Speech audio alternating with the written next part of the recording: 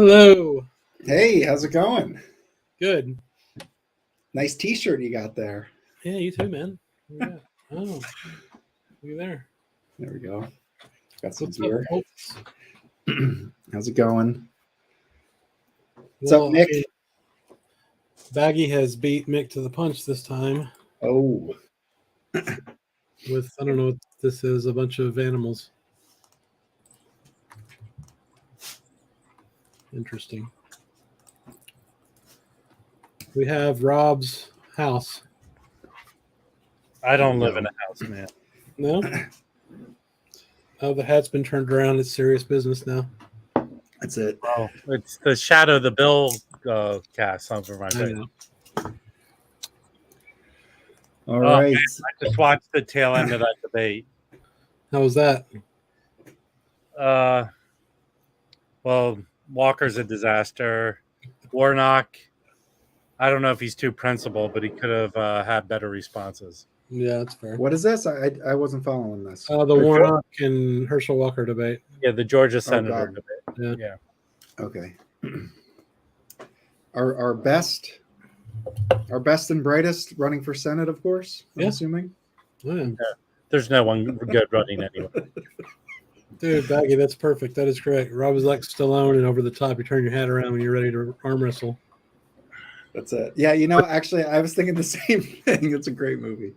What's Like the the weird what- over the chair what- move. what's the song from that? Because the song was a giant hit, right? The Kenny Loggins song. Was it Meet Me Halfway? Maybe.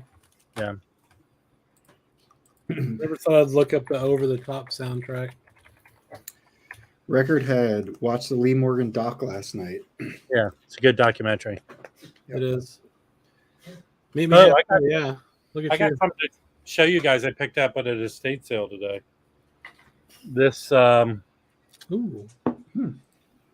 What is that? so it's I think it's from 2002. It is a book with 2 CDs, great jazz pictures, 2 CDs in there. The songs that are on there, I mean, you can look them up. It's too tiny. Looks like Parker on the back. Yeah. Early stuff. Yeah. Well, but mainly it's to highlight these books with these great photos. Oh yeah, I saw you showed that on Rachel's recent stream, and that's Lester's I young haven't famous seen it. hat. Yeah. That's Very cool. cool. Nice. I mean, it was like I bought 3 things, $5. I also got this autographed album of the Whistler. Do you know the Whistler, Harvey Pollock? I No. do not. The dude could tame the savage beast with his whistles.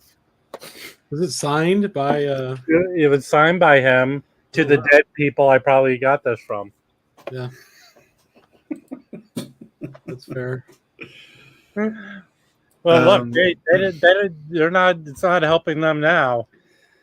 No. Yeah, well, that's the way it goes. But it was filled with a lot of crappy ass records. There was a few living stereos. Henry Mancini. Do you have any of the Henry Mancini living stereos? I do not. And they're fine. The Hatari soundtrack's supposed to be really good, I thought. Yeah. I do have that. Yeah. So, all right. So what's going on in the chat here? How's it going, Eddie? Welcome. Feel free if you guys want to come up. We dropped the link earlier. If you need it again, just let us know. So last time, Rob, I think it was on our unboxing, or maybe it was our last live stream. You mentioned the black jazz titles. So since then, I ordered 7 of them. Nice. Awesome. So yeah. So I'm really excited for all of them. 10, but pretty good. Yeah. Not 10, no. But there was one that was sold out. So they are selling out, and they're $12. And since getting them, I looked into it. So I think it's like Bernie who mastered them. Are you sure Bernie mastered them? I don't think so. Hold on. No, I think looked it was at- like 2 dudes. No, hold on. No, I'm sorry. It was Zev Feldman was involved in this. He connected the guy who owns Real Gone Music to who owns the source material. And he tells the story on the promo video. And then they talk about apparently the guy who did the liner notes is a pretty well respected critic. So and Rob, you showed that they come in polyline sleeves, and everybody says they sound excellent. So these have been out for years, right? Like, weren't they? Wasn't this project like a couple years old? It's 2020, I think, when the reissues came out. Yeah, they started to come out because they did them like monthly. Yeah, right? they started to come out, and there's only 20. Yeah, something like that. Right. We have contacted him. He has not responded yet. Yep. You know, there's a guy, Greg the Vinyl Rundown, who he does interviews with. Yep. So he's up for doing it, but you know, we'll get him. We'll work him. Just gonna keep bothering him. But yeah. So anyway, I'm really excited about those. And Black Jazz, like not that it was not on my radar, but I wasn't particularly pursuing it. So I just want to say, for people who aren't that interested in it, check it out. I mean, they're $12 records, so like they're very affordable. Give it a stream. And if you're going to stream one of them, I think the most approachable one it's the first one they put out. And the name's escaping me, so let me bring it up. Have you listened to 20 of them? Well, the ones I did not get were the Doug Karn ones, because it's his wife. I did want one. Which one did you get, Chris? Adam's Apple or Adam something earlier? I don't know. I thought about that's probably his run, but it's just, it gets cheesy there. It feels like a poor man's Max Roach Freedom Suite. You know what it does? You know, I'd rather listen to Abby Lincoln sing. I can feel the passion in her voice, not Doug Karn's wife. I don't have that one. I got the We Insist. She like screams on that one, which is pretty cool. Well, no, the We Insist. That's his Freedom Suite. I'm sorry. Yeah. But even just picked up an Abby Lincoln, the Vinyl Me Please one that I thought I showed you guys. But that's really good. But there's also there's one I would consider. It's the woman they keep saying is was Miss Indiana USA. Yes. Oh, I don't know. What was that one? That's just not either one. So the Doug Karn I wanted was the one that I wanted was Spirit of the New Land. Yeah, this is sold out. I don't like any of them. They just don't do anything. There's three more I'm going to pick up, and there's actually they have an Arturo record that's really good for $9. You put the record player on? I did it. Oh my gosh. Nice. My wife never puts a record on. I did it. All right, she did it. Do you have an award for that? I think they saw one of Spencer's gifts.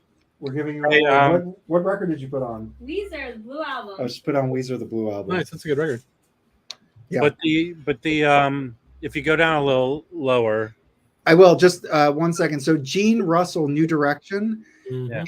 If you think Black Jazz is a little out there or too spiritual for you, check out Gene Russell, New Direction. I think this is the first one they put out. Gene Russell actually co-founded the label, and this one I think is probably the most accessible one. So start with this one, and then come back and re-listen, because I started doing that, and like I said, I ended up ordering 7 of them that I'm super excited about. What was the one you wanted, Wax? The bot on that Kelly Patterson. Kelly Patterson. You just passed it. Oh yeah. How are these? Okay, this one. Yeah. I'm not. It's her singing. It just feels too dated to me. You know what I mean? Okay. It's just her, without accompaniment. I'm sure. Well, it's very ancestral. All those musicians play on each other's albums. Yeah. So yeah. But it's just even the Doug Karn and the singing. It just feels. When you watch a really low budget movie, it feels like it's the soundtrack to those. Yeah. You know what this got me interested in is because this is kind of like the Black Power movement, at least what I'm reading about. Mm-hmm. That kind of helped, fuel what this label was. And there's a bunch of other labels like that, like The Tribe, which I think came out as a box set recently, or somewhat recently. But Bernie Grundman, that's the one that Bernie Grundman mastered. And you can get those for like $25. There's like a bunch of those records available. Well, you can get those. I think Speaker's Corner of Pure Pleasure has put out a lot of those records. There's also the best one out of all of them is jazz. It's not soul, is Strata's East. And that's like the one that Billy Harper's on. Mhm. Strata East is incredible, and I think Pure Pleasure is the one who has a lot of Strata East reissues. Man, their records are expensive. Hey, Notes and Tone, I streamed the new Calvin Keys. So Calvin Keys was kind of like the Grant Green of black jazz. Their two his albums are really good. Yeah. He just put out a new album that is it's only $17 I think on Amazon. I'm not going to get it, but it's really good. Which Well, album get is it that? then, man, if it's so good. Well, because I've been Calvin buying Keys. Calvin Keys, the new Calvin Keys album. Well, I got a Calvin Keys coming in. I'm super excited about it. Well, look up the new. Here, I'll put a link to the new one because Okay, and then I wanted to show you guys this. Let me reshare my screen. As soon as this freaking loads, give it a second. Okay, so this, come on. So I'm on discogs. These are the 2022 cut. They're done by Now Again Records, and these are the Tribe. So if you're into black jazz, you probably know this already. But if you look at the hype sticker here, these are all Tribe, and what does it say? It's No one can see that. Oh, now again is the one who put out the Roy Ayers Record Store Day record. Why can't I make this bigger? So they are digital. Now They're and again. digital, but look, lacquer cut by Bernie Grunman. Okay. No, these are digital. Remastered from the original multi-track tapes. Well, or remixed lacquers and directly. remastered. Yeah, it's different. Well, So anyway, but I'm sure these sound good. So if you're into this style of music like black jazz, I'm starting to look into these. I might pick up a few of them. Phil Rillin is a trombone player. He put out a new album this year. He's like I think he's like 79. Okay. He just put out a new album, but Have you listened to this one yet, Rob? I haven't opened it, but I streamed it. Yeah, it's really probably good. better. It's better than the other one. It's better than Shaunique or whatever. I haven't listened to that one yet. Yeah, but people think Shaunique. That's the one I got. Yeah. This one here? I thought Shaunique had a really cool vibe. No, it's good. I bought it. I got it. Yeah. I got it too. So, those two Henry Franklin records are amazing, though. Yeah, those. But he plays. He was I think out of all those black jazz artists. Yeah, this one's great too. Yeah, he was a sideman for a lot of people. Mm-hmm. He's still around today, I think. No. But yeah, I think these black jazz reissues for $12. Yeah, I think these are like one of the best deals you can get in jazz right now. Oh, for sure. Yeah. So shout out to that. I'm super excited. You can't get a record that sounds that good with that kind of music on it used for $12 half the time. Yeah. You know? And so my first order, I did only 2, and I was like, I'll be good with these. And then I went back and started streaming more of them. And, most of them I like. So I ended up ordering 5 more. Hey, Felipe. Cheers. Cheers, buddy. Cheers. Sorry, guys. I was going over some real estate deliberations here, running numbers. Oh, that's cool. What are you drinking there, Mike? You got coffee in that cup or what? No, this is oh, sorry, Felipe, go. Oh, sorry, no, go ahead.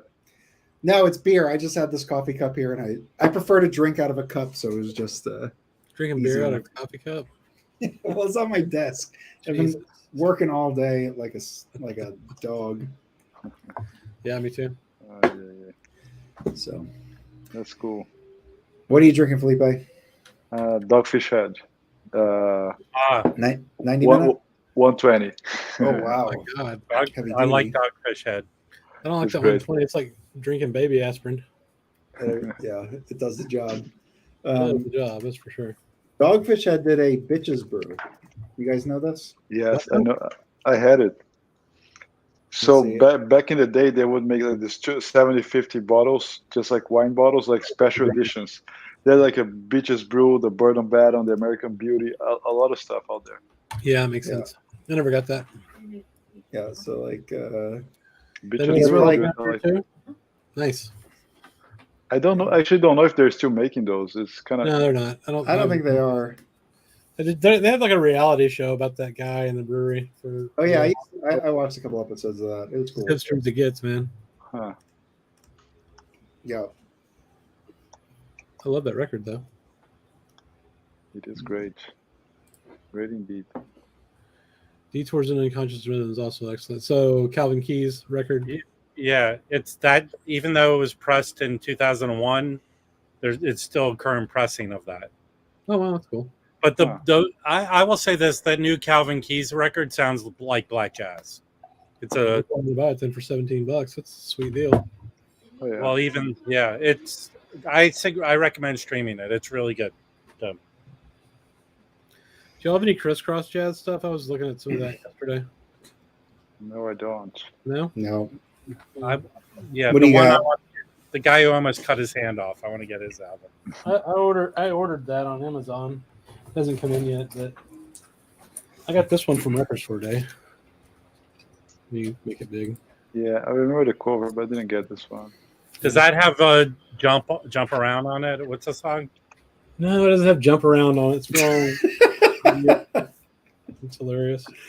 No, but you know what, Chris? You're wiggity whack. Yeah, man, you're right. I am. We had half a bottle of wine and the stream just started, so. Yeah. But I got a pile of those black jazz records. These are the ones I haven't. Yeah. Yeah, can you flip through them? I just want to take a look what you got. There's one. Yeah, hang on. Oh. All over the place over here. Yeah, I have 12 of them now. I have 13. Haha.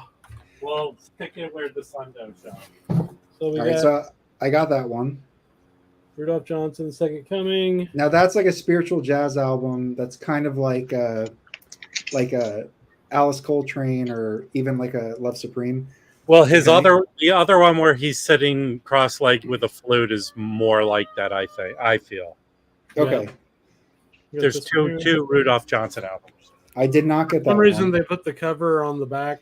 I mean, Upside down. Yeah. yeah. That was the thing they did. Yeah, that's how the originals are. It's like the workman's dad, right? They did it because they thought if people were flipping through like a bin, that if you were to flip and look down, you could see it right side up. Right.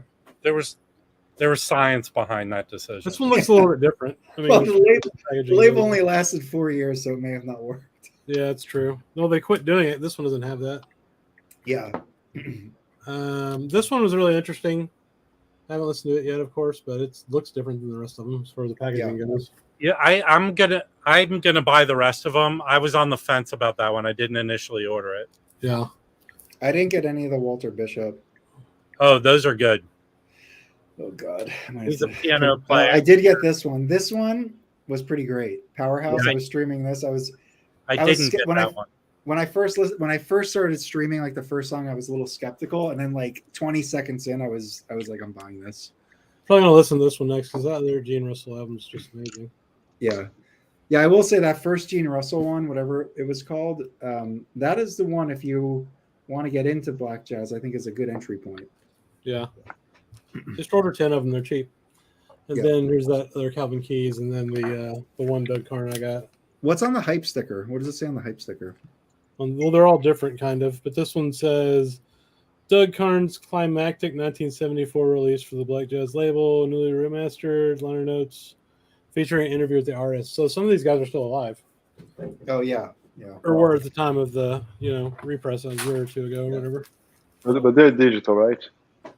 Oh yeah, they're all digital. Yep, they really do sound good. It's gone. Yeah. I have a spare. Okay. But I think those two Henry Franklins are my favorite. I've only listened to 4 of them though. Actually, here's the most interesting one, Chris. What do you got? Hang on. Can we switch over to him? Yeah. This is the I don't most. have that one. Yeah. So the story behind this one is the most interesting one. Okay. This is the only album this guy ever did. Oh wow. Then he disappeared. You can't find anything about this guy. So what about First Wave? I mean, I guess That's cool. I was gonna ask you the exact same thing. What happened to the first wave? Listen, I don't need idiotic questions about something serious. Is a guy who's missing. Yeah. Dude, they're charging me more for shipping than when I bought 10 records for 4. What's the shipping? It's medium mail, $10. Yeah, that was my second. Yeah, my second shipment with the 5 records was 10, and then my first one was 7 for 2 records. I always have my pants on backwards baggy. So yeah. Now my question is, I was considering because I thought the Adam's Apple was people considered the best Doug Carn album. Well, Mick likes I it. was trying to do a little research. I know his albums are considered some of the best. I think because they are vocal, so maybe there was some like pop appeal. But Yeah. I agree, Wax. I agree with you. I didn't. I mean, the one that I wanted is sold out, but I wasn't really too much into it. But I figured if I'm going to have a black jazz collection, that I should have at least one Doug Karn in it, and that was the one I wanted. And it's You don't like anything though, Mike. I know. Which is why I am so excited that I do want these. I'm very excited. Actually, that's a really good point. I'm very excited about that too, because they were made in 1971 to 75. I know this is this is your gateway into fusion and shit. Well, I think it might be, which is why I started looking into the Tribe and some other stuff. Like maybe this is my way into electronic, piano, electronic bass, all that kind of stuff. You know what I find I don't really find the stuff fusiony. It gets more into free jazz. Yeah, I will call it, because listening to the new Calvin Keys stuff, there's stuff like that. It's not fusion. Yeah. It's more free jazzy. Yeah. Well, I also like the idea, like they're like a collective. Like Rob, you were saying, like a lot of the musicians, like a lot of other labels, like they play on each other's records. Yep. And not only are they like making music that they're interested in, but there is like this purpose behind it, which I think is really, adds to it and makes it a little bit more interesting. It provides like the context of the time and what was happening like in society and all that kind of stuff. So it just that spoke to me as well. So I thought that was cool. So Jeffrey has a really great point here that I 100% agree with. Headhunters is the way in. Do you have I have Headhunters. Yeah, it's good. Yeah, I have it. Although that when we did our whatever, what was the thing we were doing? We were taking a record and trying to find sidemen on a different record to connect. Yes. Headhunters was the one that got me out because the sidemen are all guys that started a little bit later, and I didn't have anything that they were on. Yeah. And then we all just like said the wrong thing when we showed records and we were wrong. And despite the fact that there's like 25 sidemen, right? Right. Yeah. Exactly. There's a ton of people. There's a couple other records of Herbie's that are really good from that time. I'm trying to think of what they're called now. I'll have to look it up. Well, I like Manchild. I like Manchild. It's my favorite. I don't like the Sextant one very much, or whatever it is. That one's just kind of weird. I like the Quartet and the Sextet, and the VSOP for me is like unbelievable. It feels like here. So, Mike, you don't listen to any of the Herbie stuff from the 70s. I don't. I just don't. I'm really locked into like the I don't know like what era it is. I mean, I know the years that I'm interested in, but I really tap out around 67. Yeah. Well, that's why you think you've ever. I don't have sex. Hang on. Let's make that big and look through those there, Felipe. Yeah, I want 6. So Headhunters is great. Okay. Yeah. I don't have that one. What is that one called? Trust. Yes, yeah. That's good. I have that. That's very It's good. a great one. These are OGs. This is sextant, but this is a quadraphonic. Nice. That's cool. Look at the label. I'm not a huge fan of that one for whatever reason. Yeah, it's kind of weird. This is one of my favorites. Crazy. I love this one. There's a good speaker's corner of that one too. Yeah, that one's very affordable too. That's an amazing live record. He plays like Maiden Voyage. He plays Nefertiti. Do you have crossings? What's the lineup on that? That's a VSOP. So that's a VSOP? Yeah. The whole gang is here. It's an amazing record. It's Herbie Hancock, Tony Williams, Freddie Hubbard, Wayne Short, and Ron Carter. I mean, dude, that's like the top 5. I don't know. Like, who would you pick better than that? I mean, is the Miles Quintet with Freddie Hubbard? Could be even better, right? Yeah. And I have this is the Quartet. Oh. Yep. What year is that? What year is that? That's 81 or 82. So this record is initially only issued in Japan and then came to the US. So it's Tony Williams, Ron Carter, Herbie Hancock, and I think it was one of the first recordings of Wynton Marsalis. Oh, nice. He was like 20, very, very young. Kevin says, sorry, Fat Albert Rotunda. Is that? Yeah, I want to get that one. Do you have any of the Warner Brothers stuff, Felipe? Like I have. No, not. He did He did 3 albums for Warner Brothers and The Crossing. Crossing's I have- amazing. I have the one Yeah. I can't pronounce the name. Yeah. And I was have- Superior Viaduct did a Yeah. reissue of those. Yeah, I have these two. These are blue labels. Oh, Van, yeah. Van Oh, Gelder. cool. I need that Felipe, book do that you have Tom the Maiden Voyage Classic series to compare it against? I have the P45. Okay. This one Braggy is at pretty close. It's not bad. I don't have the classic, the Blue Note Classic. No, Did I Rudy have cut or that? classic records. But this sounds really good. This is really I good. have the Yeah. Blue Note. It's good. The blue, Nice. the classic. The and there's classic a one, yeah. the And classic there's one one also sounds better than the box set from Vinyl Me Please. I got this one as a gift. It's a Division United original. It's a collection. Hang on, You, it's a cool picture. I think it's the only one of the only Blue Note greatest hits I've ever seen. But it's really good. They do have a Lee Morgan one that I've seen, but yeah, there's not too many. you know what I have coming in the mail, and Mike, you should listen to it. Is I have the Death Wish soundtrack that Herbie Hancock did. Oh, that's Oh that- yeah. All right. So that's cool. coming. I'm supposed to have it on Tuesday. But Yeah, speaking of jazz soundtracks, I mean, the one I'm always on the lookout for is the Alfie Sonny Rollins. Oh, yeah, Impulse. dude, I That- sold.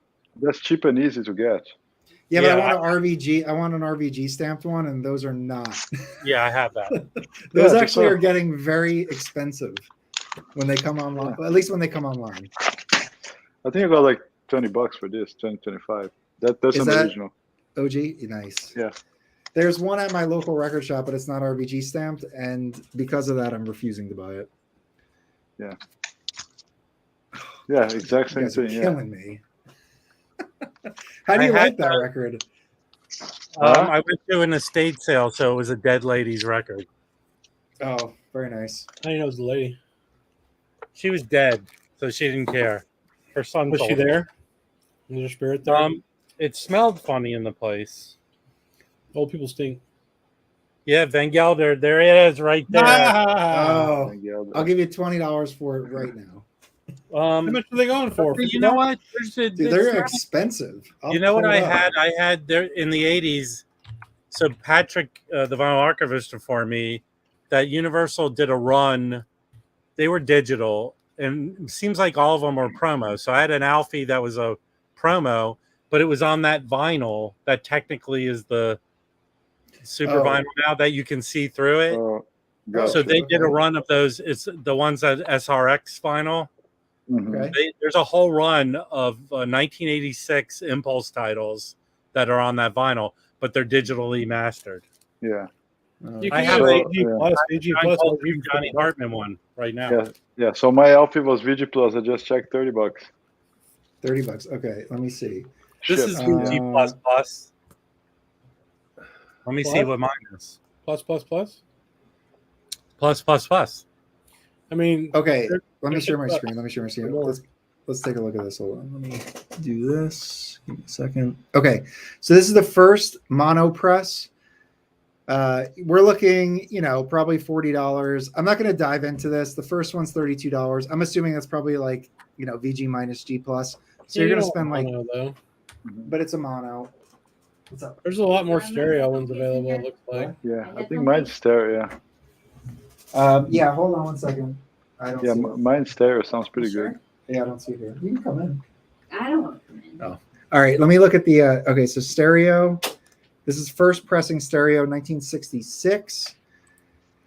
It's about the same price. They're 16. Let's take a look. But I think based on the date and I think sound wise, I think a stereo is the way to go on this one. I think Yeah, so me too. there's 7 in the United States. They're all in decent condition, and the cheapest one is 50, right? So anyway, so it's a fairly pricey record. If you want it, you're gonna have to shell out $50. I mean, at least if you're gonna get it online. So I had to listen to that McCoy Tyner record again that we were all horny for 3 months ago. I paid eight. I Oh, paid. yeah. I think I paid $8 for this. do you know what record you have? You know what record you have, Rob, that I saw you show one time? It's Yeah. an Impulse record, and it's what the fuck is it called? It's like Impressions or something. It's like Is it Elvin Oh. Jones? Yeah, Do you know it's what I'm Elvin talking Jones, about? Elvin Jones and Jimmy Garrison, That is and- a pricey Oh, yeah. record. and it has the mono, the sticker on it, right? Yes. Yeah. I I'll have give it. you $20 for it. Here, look. Okay, I'll. Hell no. What do you think I am, stupid? $20. Well, it depends on the pressing, but if that's RVG stamp, that is a. I'll give you 25. So, That's Yeah. that's 100+ all day record. does anyone have the Mal Waldron soundtrack "Sweet Love" better? I do not, but it sounds like No. Watch my video. I bought it sealed and I opened it up. I got it at a record show.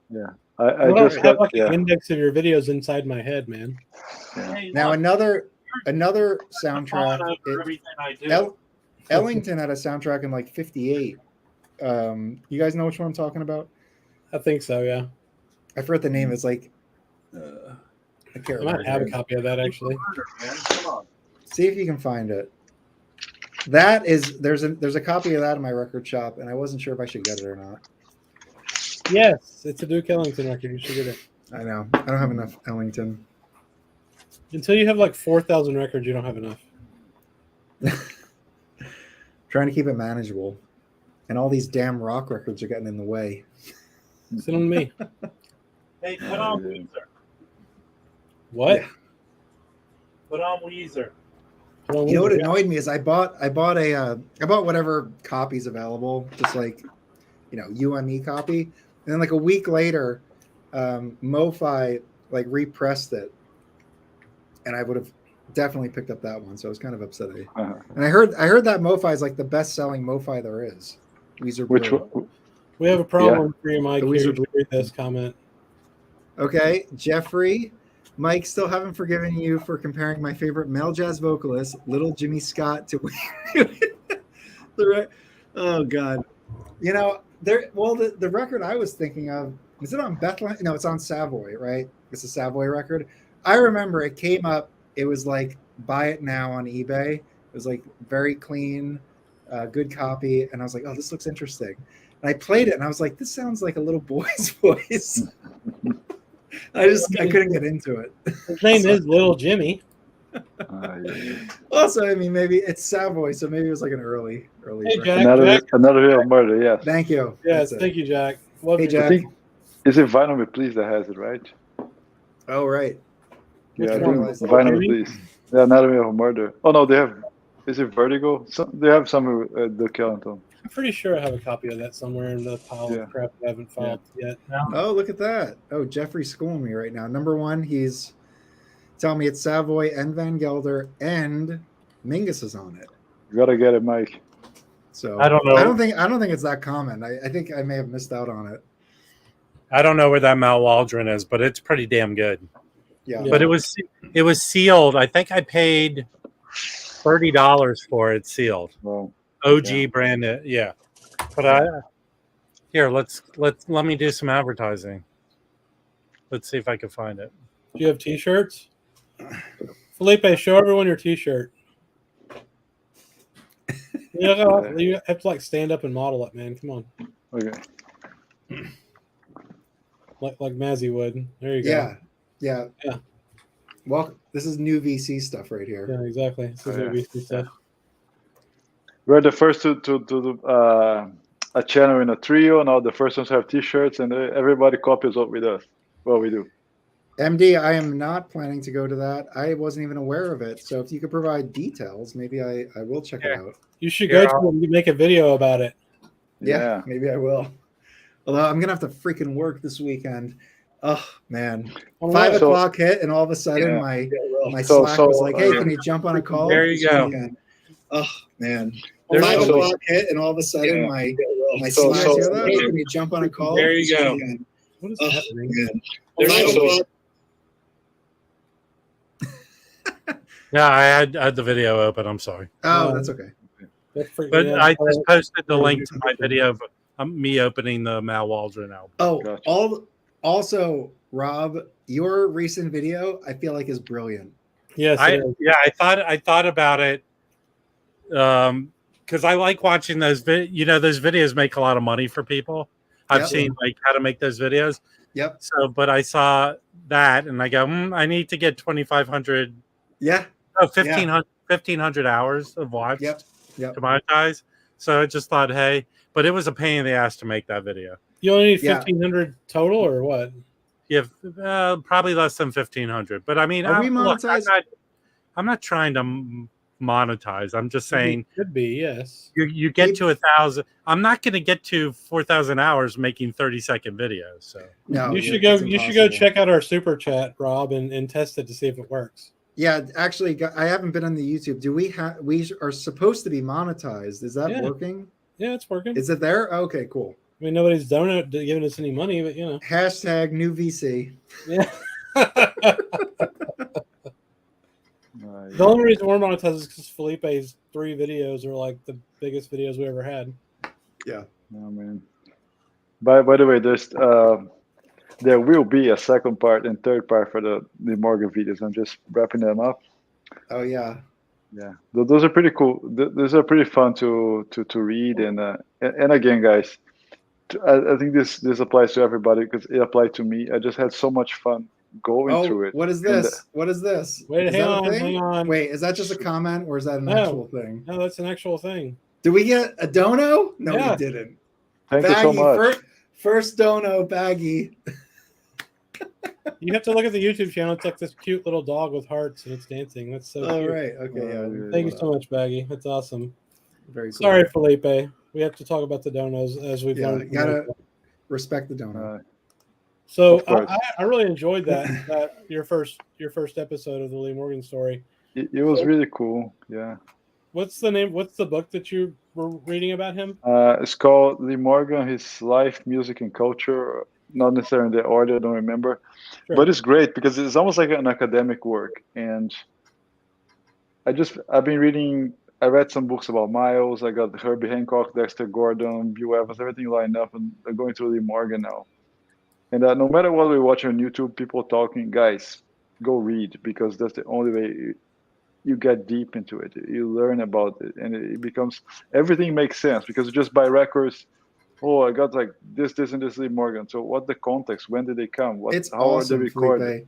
Yeah, because everything falls into a place because you learn about the surroundings as well. Yes. The musicians that were recording with him, why, the record labels, how did they do? I mean, I didn't know that Roulette was a money laundry label. Oh, no, that guy was a scumbag. Yeah, I did know about that. He was mobbed up. He's mobbed up. The biggest scumbag probably out of all of them. I will say, back then, I mean, the record labels probably weren't that mobbed up, but like all the clubs were. Like Atlantic City, Vegas, like if you wanted to play those, Burden was the biggest one. You were dealing with Levi guys. Yeah, you just were. Burden was the biggest one. And thank you, Jack. And but it's fascinating. I mean, there's the stories that you read, the reports, even like Blue Note, they would pay those guys in drugs for record deals. That's why there were so many sessions that were shelved. Yeah. Because they would get some drugs in exchange for money, then they would record, and just artistically it was not good. People say, Sidewinder is commercial. This Hank Mobley sucked in the 60s. There's a reason for that. Everything was changed. The times were changed. The sounds were changed. The venues were changed. Yeah, they had to adapt. They couldn't play like in the 40s anymore, guys. I'm sorry. That was it. It was all R&B. It was all blues. Oh my God. Well, two funk things. It was all like this. I think in 1942 there was a musician strike where they would refuse to record because they were afraid if they recorded them, people wouldn't come out to the clubs to listen to them. Yeah. And they refused to record because they weren't getting paid any money, and the union made them strike, basically. Okay, all right. Yeah. And then the other thing is, I was listening to a Joe Harley podcast recently, and he basically was confirming what you just said, Felipe. But in addition to that, he was saying that like Alfred Lion would have favorites, and like I think he used like Andrew Hill as an example, and he said he'd want to record him so much, but you can't just continue to put Andrew Hill records out every couple of weeks, right? Like there's right. So like that's why some of his records got shelved, and then later on in the LT series they got published. And Andrew Hill was one of the worst sellers in Blue Note. Worst, one of the worst. Yeah, I'm not surprised. Yeah. And then they had to put out a Jimmy Smith record to keep the label. I love Andrew Hill, but I mean it's not the most accessible. And actually, he would write blues, R&B songs for other artists. So Rump Roller was written by Andrew Hill, for example. Oh, Oh, wow. interesting. Yep. So that's the kind of a gig he would do. But it's stuff coming out. I'm going to be going more into detail. So this week, what I got going on Mao, I finally got my first two Mao Waldron records. I got Mao 2, I think I showed last week. And this week I got Mao 4. They're both Japanese pressings. Oh, very Oh, nice. nice. Yeah. And this is a trio record, and Mao 2 is a quintet. I loved it. I really, really like digging those. And this came pristine. Really Mono and nice. everything. Yeah. That's a Japanese press? Yeah. So today, I got a tone pose this week, as you guys probably got, right? I have not got them yet. I'm waiting for them to come from Plaid Room. I did not order them. The Kenny Burrell sounds amazing. I think that the conga part with Potato Valdez is just amazing. Amazing. Do you know what year that one's from?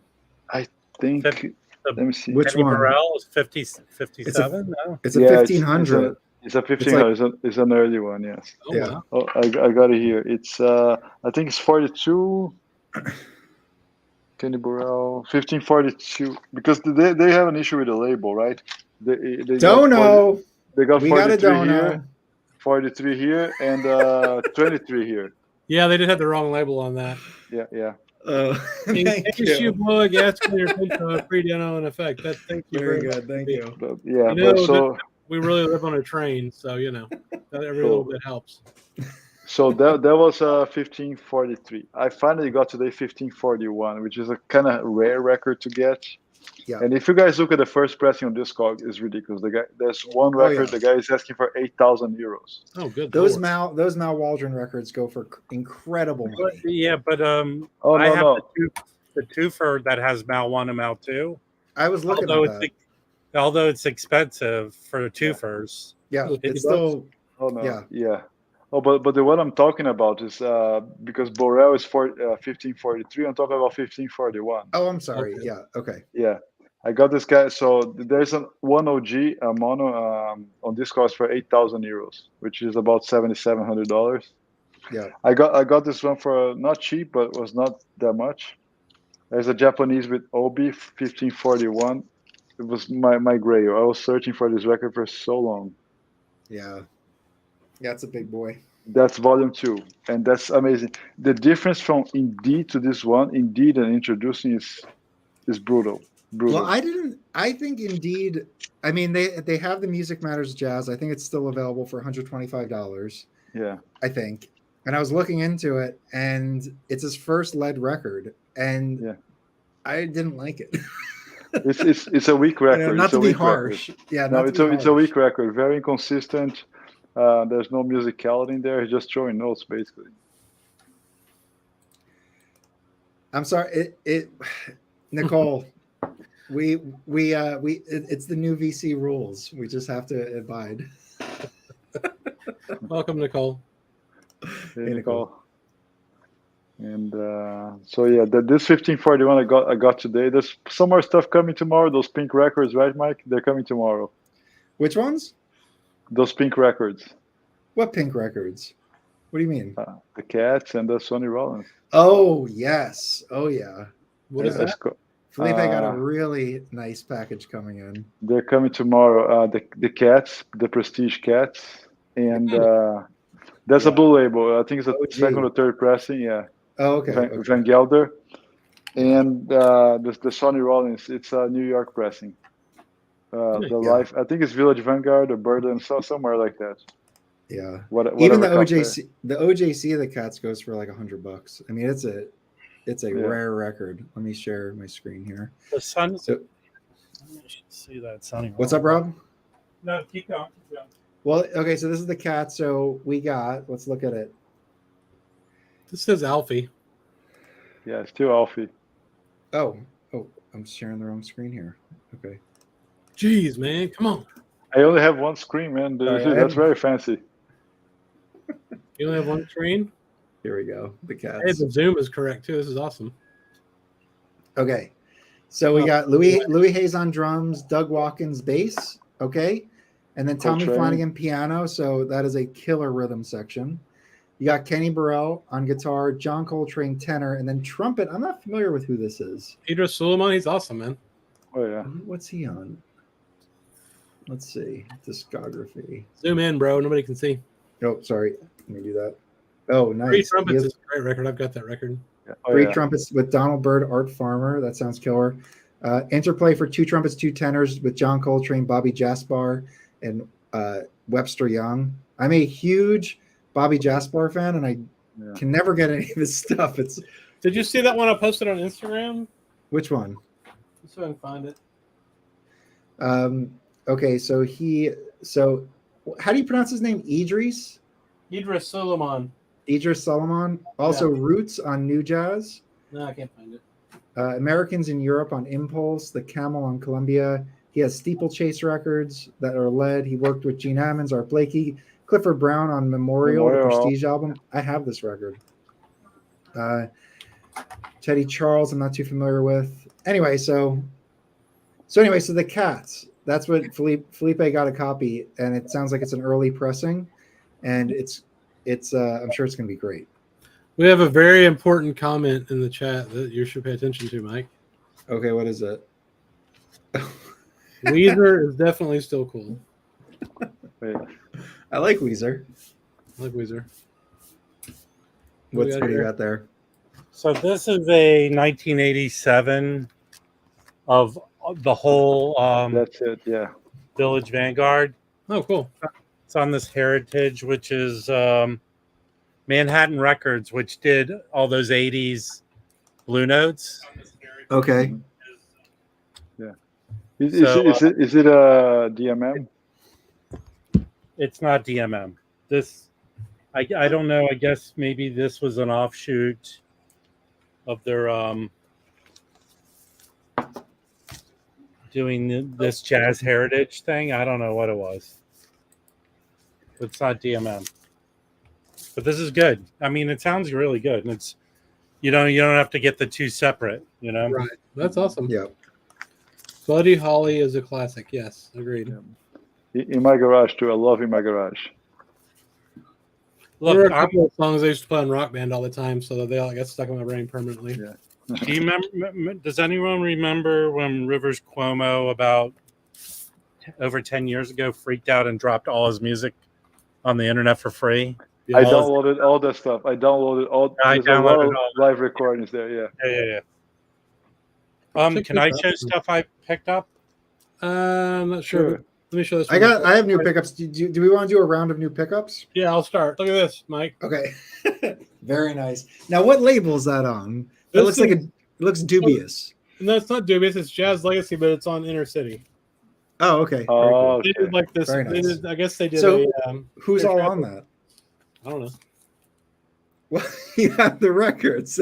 What's the lineup there? Well, look at it. I was just going to show you. Look, the songs are all short, so I don't know how old they are. Like if they're ancient. Oh yeah. Era, but it sounds pretty good.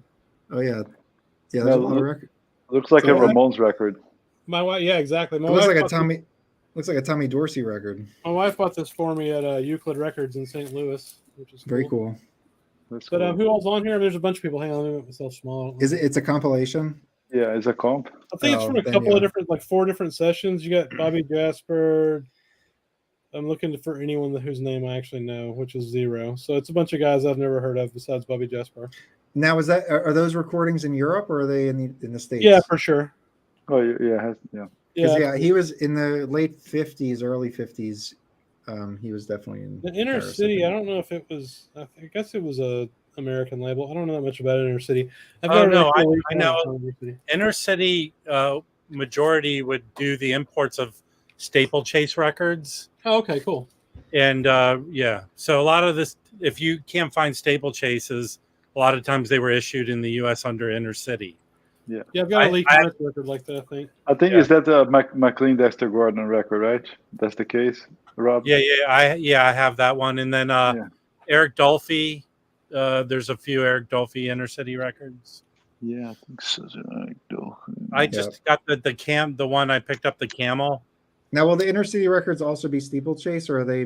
Because I know Inner City's slightly different. No, not all Inner Cities are Steeplechase. That is not a Steeplechase record. That's That's that's inner city period. Interesting. Yeah. Interesting. Okay. Carolina is telling us to throw our shirts and show off the merch, which, Oh, yeah. if anyone is interested in Yeah. these T-shirts, then let us know. And Yeah. we'll think about ordering Yeah. some. Or if you have any other ideas of Any what we other could ideas do, besides that? yeah.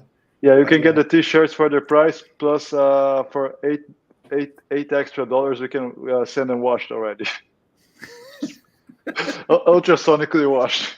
Or for $20. $20, Felipe will wear it when he goes on a bike ride, and then I'll send it to you without watching. If that's your thing, like that's All probably right. what Rob wants to order. Who's up next? Rob, Rob, you want to show a record?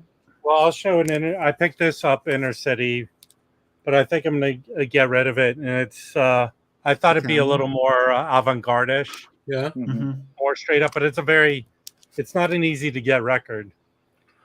But How much right now, bro? Come on. But this is a steeplechase record. Nice. So Is it clean? yeah, very clean, extra clean. I know it's showing up green, but it's blue. So this is that Pablo that the original cover has Africa, like the continent on it. Right. This is a 2014 craft reissue or a reissue of it. It's really good. The recording quality on these Pablo John Coltrane's. I didn't know. I thought it would be like a guy in the bathroom with a recorder. Yeah. And this is a double album. It's really good. Like one side's my favorite things. If you have him live again at the Village Vanguard, he does like a very free. He does a very free jazz version of it. That just he's murdering the song in free jazz. This is a little more balanced, but this is really good. If you can find this, I was so happy. I'd like to get one. Yeah, I'd like to get one of the Pablo Coltrane's. We're talking about the other Village Vanguard session or whatever. Yeah. With Dolphy, right? Isn't it recorded very poorly? Isn't that one? No. It's not the best recording, but it's not bad. It's very free jazz. Not Chris, not the Impulse one. You're not talking about the Impulse release, right, Wax? No, not that one. No, I'm thinking of something different. I have seen it, but I'm thinking of a different one. This is an Impulse, but I mean, it's not like the regular Impulse one. It's a different one.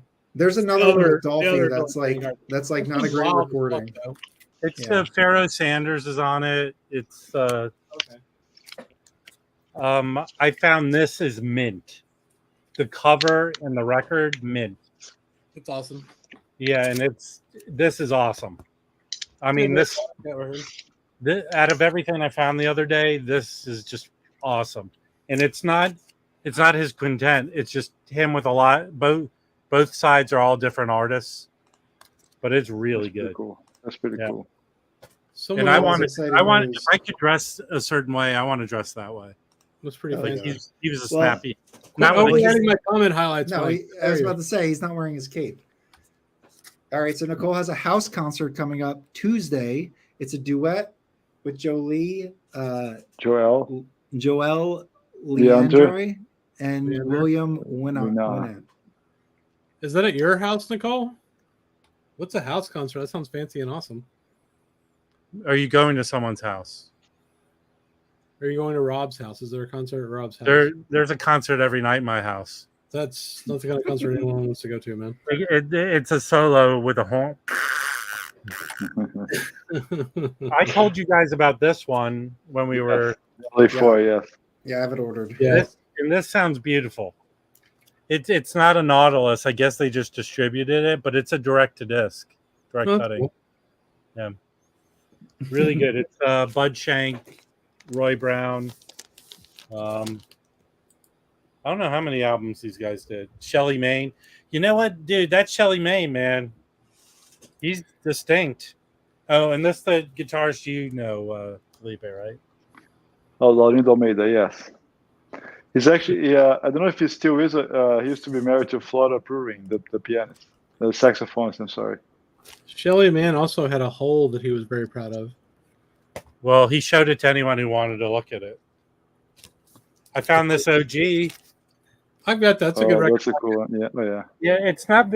I mean, this was a Liberty OG. Yeah, It was $20 in pretty VG++ edition. So You like it? Yeah.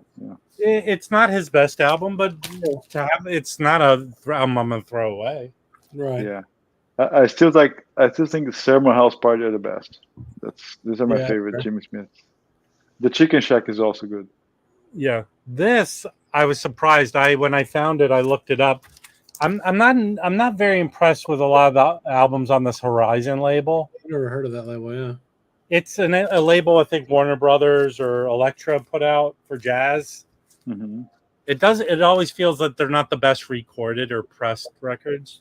But I looked it up and someone goes, "Oh, it's a Chet Baker fusion record." Wow. And at least the first side, I mean, I love the title. it's like look. I mean, probably looked like you just what do you got behind the camera there? But there's a Moog synthesizer on this first song. That's cool. That's nice. But it's a great Michael Brecker. Wow. There's some players on that though, man. Yeah. Holy No, I mean, strangely enough, it's a really good record. He played on the CTI stuff a lot. Some of the CTI stuff too. No, right. But he sounds very strong on this. He's not singing. His playing is really strong on this. So that's pretty badass. Yeah, that's pretty nice. So I have a question for the Peanut Gallery, real quick. Yeah. So Josh D and Baggy are talking about something, and I got lost. Some reissues. Tell us what you're talking about, guys. I'm also like way behind. Yeah. Do y'all have a Charlie Parker LP? A favorite Charlie Parker LP? Not the one that all his recordings in the toilet. Yeah, that's my problem. I got a bunch of crappy sounding Charlie Parker records, but I want to get some of those Verve ones that I think Mazzy's talked about recently. What else you got there, Rob? This is good. It's just them, That's nice. Blue Bash, yeah. What's that on? What label is that on? It's Verve. It's a Verve. Oh, okay, yeah. They put out so much shit. That's not the shit with like elevator music. No, I don't mean it bad. I didn't. Shit wasn't. No, they put it like all the Jimmy Smith on Verve. I hate that shit. No, dude, the Cat's awesome. I love that record. The Cat. Yeah, the Cat's great. Everybody's got 5 copies. And this is very good. Gabriel, I don't know his name, Gabor Zabo or whatever. Yeah. Yeah, it's live, and this is so misleading. He's only on one song. Oh damn! I was fixing to order it right now, literally. Love Charlie, man. Well, yeah, I heard you get a free copy if this matches your thumbprint. It's ridiculous. So here's some for you, Rob. All right. Jimmy Smith. I have that. All the Verves. Yeah, I hate them. The Cat. Well, I don't have the Hey, cat. Baggy. I don't have the cat. The Cat's good, man. Monster. Respect. Respect is the best cover. Bluesmith. The one where he's doing kung fu is the best cover, Yes. right? Yeah. That's the one. And Jimmy Smith, I got my mojo working. Oh, that's a great record. I love that one too. It That's is, one of my yeah. favorites, It's pretty actually. good. Yeah. Look at that, Rob. Show Rob that record. He needs to be schooled on the fact that that's a good record. Got my mojo working. Yeah, that's a good one. I like that one. It's not over orchestrated and like you're waiting to go from the fifth floor to the 12th floor. Record, Kenny Burrell, Grady Tate, Yeah, it's good, man. It's just like that Lee Morgan record, Delightfully, orchestra. That just doesn't work. How far behind am I in the chat? Chris, I put the link in the private chat for the list that it's Third Man Records is doing jazz reissues that start on November 11th. Yeah, so they're doing the Verve very quick. I think I posted on our chat today, guys. Yeah, where were you? That was announced 2 weeks ago. Is Well, it the Verve ones, Baggy, or are you talking about? I wait, Josh. I wait. No, for that's Josh serious. to I didn't know I didn't know Jack White was pressing them.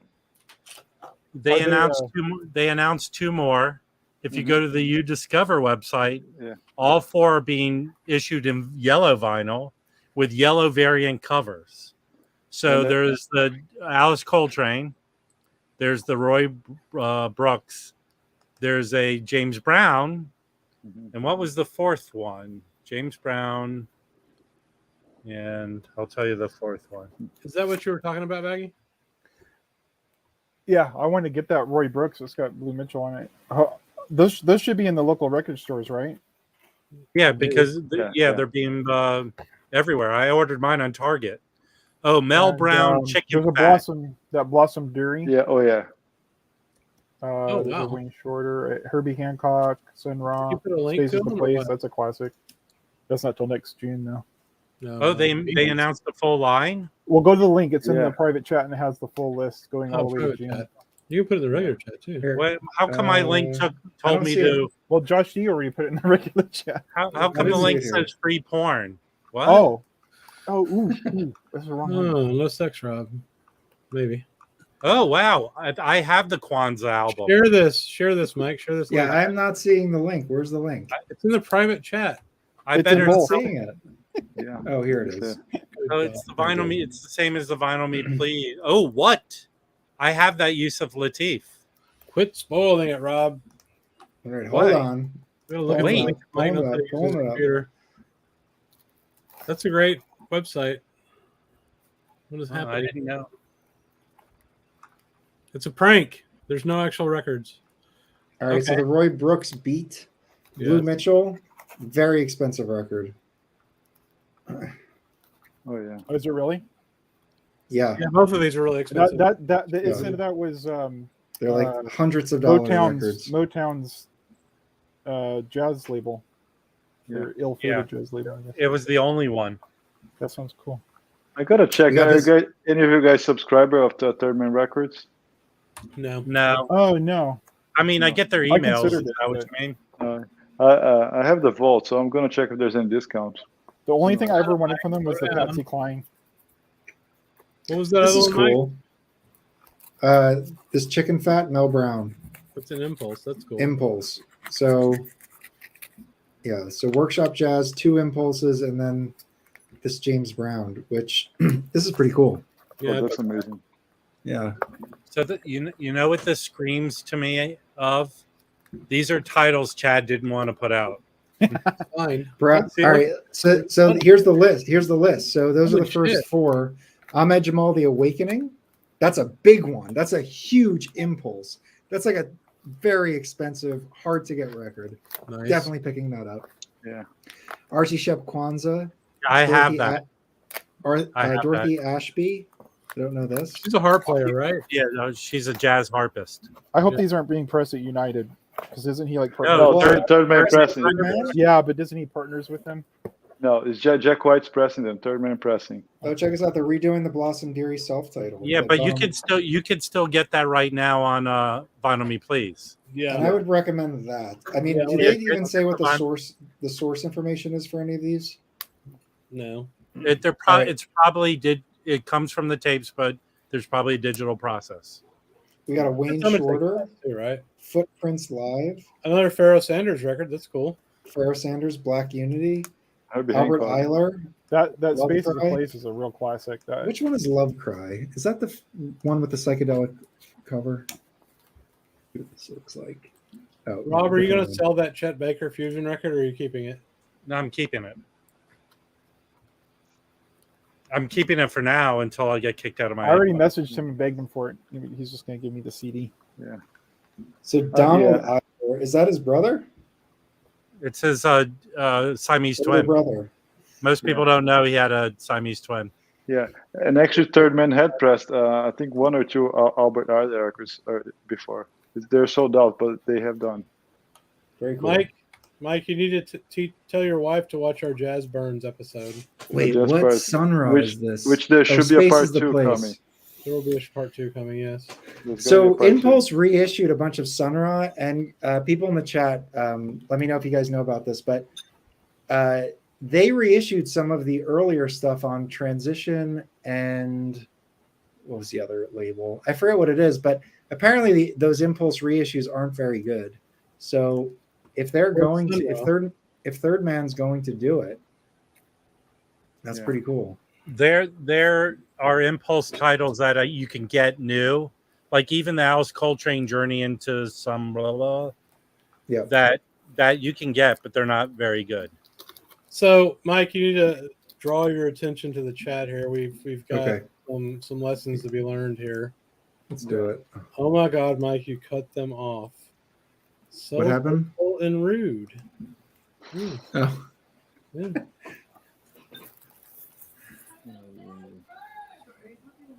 My wife is yelling in the other room. Drop in the comments. That's funny. Okay, Josh D says Third Man is Jazz No, I've never seen and that. blues. Good lord. didn't have the worst pressing plant in the world. Yeah, Wood one's a little- I've heard that too. That's crazy. I mean, So let's go ahead, Rob. let's be real about it, okay? They're selling these at Target, so I'm getting the Alice Coltrane because I really want that record. If it comes out and people are saying it's good, I'll get the Roy Yeah, Brooks. Yeah. Yeah. What do you mean by they're selling it at Target? If you go to Target online, they No, sell. I mean, do you think? I mean, is that? I mean, are you saying? No, that I it's a bad mean, thing? if you're selling your records through Target, There's a means you're big production. pressing a shitload of them. Yeah. Yeah. Well, I mean, but I have tons of analog productions from Target, and Well, I don't see. I mean, I bought No. a MoFi from Target, Yeah. but if Target is selling your record from Universal, that owns it, they're going to get a lot of them. They're supplying every retailer. That means Mhm. if they were only available from the Third Man website, then they wouldn't be a lot pressed. So Yeah. So just wrapping up on that issue, I think I mentioned last week on the Rick Rubin podcast, The Broken Record. I think 2 episodes ago, he did a great interview with Jack White. He tells about the status of record pressing and how he built his pressing plant and how to get machinery, how things are working. It's fascinating. It's really good, clarifying in many senses. And I think they're doing a good job and stuff. Actually, the highlight of the thing is Rick Rubin was recording with Neil Young in the room next door, and Neil Young hangs out. He stops by the podcast. It's really cool. This Neil Young record is coming out next month. So what's up with Third Man? The Third Man pressings, are they not good pressings? I mean, I've heard this too. I don't know if I've had any problems. I've with heard them. they come pretty dirty. So you Third gotta Man, clean them. Third Man pressing is not Nashville pressing. Yeah, but Okay. people still complain about them and say it's they're the Detroit they're press. It's the Detroit pressing. It's in Detroit. Yeah. Well, why Well, do they're people pretty keep good. saying I that? mean, The store I mean- is in Detroit, and then My the pressing Jack, plant's in Nashville, right? Or all Memphis. stuff I got from them. I subscribe to the Vault since like number 12. They're like 50 something now, and they sound amazing. Yeah, but do they press You- all those? Not sure from back in the day. I think most of them, they come dirty. You have to wash them, but then doesn't come scratch or bad pressings. Hey, Joe. Sometimes they come with polyline. Sometimes they come with paper. You pick. Yeah. Well, okay, so this Dorothy Ashby is the one Vinyl Me Please reissued too. That's not surprising. So they're probably the same plates or whatever. Well, here's something to think about. Okay, so at one time, GZ Media, right? They were maligned, horrible pressing, Yes. and then the amount of business Vinyl Me Please was giving them, they made them up their game, right? They made them make improvements. Could you say that Third Man landing this contract to do all these reissues, there could have been demands put upon them? I mean, I don't know. I think they have different business models, honestly, which it very well could be. But I feel like Vinyl Me Please is in a like growth oriented. We want to be a big shot audiophile label. You know, I feel like they have big aspirations and want to grow quick and are making moves. Third Man, I feel like who leads that? Is it Jack? well, yeah, but you're thinking differently, okay? Yeah. Vinyl Me Please is a company that hired GC to make their pressings. Right. Third Man is a pressing plant. Right. Universal, whoever runs, so this Verve by Request series, from my understanding, was a series that issued CDs and stuff in the mid 90s. They're reviving this Verve by Request label I'm just making assumptions. This is no source in my limited knowledge of knowing things. Yeah. Seems to me they're looking to do what Dom has done with the Blue Note Classic series and look, they probably went to Chad and say, Chad, we love what you're doing with these Verve reissues. Here's a bunch of other titles we want to put out. And He's Chad like, probably no, man, I goes, don't like that shit. right. So Chad goes, look, I'll do this Pharaoh Sanders, but I really just want to do the titles I like. So these scream of titles that people have been demanding. I don't know how much if Don is involved at all. I doubt it. But it would seem to me because they have all these titles and they want to get into the people that love the Blue Notes. Right. So they go to Third Man and say, look, we'll land this contract with you, or we'll give you titles like they give to Chad to press and they want to put them out on their Third Man thing. Yeah. It might have made them to up their game because they're known for not putting out the best quality of stuff. Well, it's very possible. Yeah. And hopefully that is the case. I would love that. The Vinyl Me Please Shape of Jazz to come. Have we listened to it? Mine is in the mail. I have it. It's really good. It's really good. It is very good. I like it enough that I want a stereo copy now too. Well, you should have got a stereo copy because I had that Bernie Grumman that Chad was selling for $16 forever. The Speaker's Corner? The Speaker's Corner? No. It's a Rhino reissue from 2010. Yeah. He had a ton of them. He was selling them for like 2 years. Oh, they just sold out of them like not too long ago. Yeah. Well, you can still get the Speaker's Corner, which is cut by Kevin Gray, maybe it is. Yeah. And it's all AAA. I think so. Yeah. Here, I have it over here. Yeah, all the pressing plants, even the better plants, are so backed up. That's affecting QC. So we can talk about some QC issues at a certain pressing plant tonight for sure. Yeah. To answer Kevin's question, Reverend has a really good video on that, or net. If you guys haven't listened to it yet. Oh yeah, that's amazing. Yeah. Well, really that's why I bought the mono, because I have a stereo and I was like sleeping on it, and then I watched this video and I was like, I need this.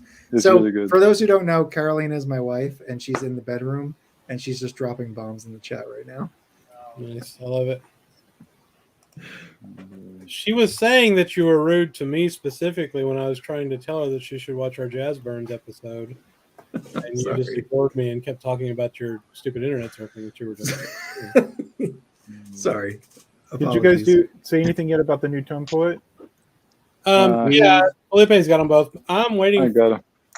Now, did anybody else get that green reissue? That just I got us both. No. The newly announced one, the one for December. No. I'm super excited about that. I'm waiting for them to drop in price, and then I'll get them. December. Chet Baker. Oh yeah. Oh, Picture of Heath. Yeah, that's going to be and this guy here, right? And this one. Yeah. This is really good. I don't have that Chet Baker. Does anyone have the Speaker's Corner of the Picture of Heath? Because that you can still get that one. No. Look at Stunty coming with the knowledge. So Nicole's house concert, she's going to see two of Stunty's absolute best musicians, he says. Oh no, we've got a Cornbot. Hey, as Stunty, are you going to the house party with the tender hot X-ray dancers? How come every time Stunty shows up, the porn bots come with him? That's kind of wild. Because he's a customer, but he also owns the company. Yeah. So I do have your back, Carolina, for sure. Absolutely. Yeah. So the Borel. Oh, sorry, Chris. I was going to say this is good advice for you, Mike. Well, we're working on it. I mean, redoing the bathroom is not an easy thing. Hey, that's why you could go in the backyard and just use dig a hole. Exactly. Thank you, Rob. Cat hole, as it were. Hey, it fertilizes the lawn. Yeah. Stunty, I dropped in on your stream today. Listened to what you were spinning. Pretty awesome stuff. That's cool. Per usual. Are you pooping in a hole in the floor right now, Mike? Yeah, well, we do have a funnel that we use. I heard there's a rumor you both are just wearing adult diapers. Yeah. She's cracking up in the other room right now. That's hilarious. Jack has Back to Jazz and seriousness. Aren't we due for a new contemporary issue? I Yeah, think that- so. Well, don't we know Yeah, because of the All right. Donald Fagen video, he dropped all the Sonny Rollins ones that they're doing. Yeah. Oh yeah. Yeah.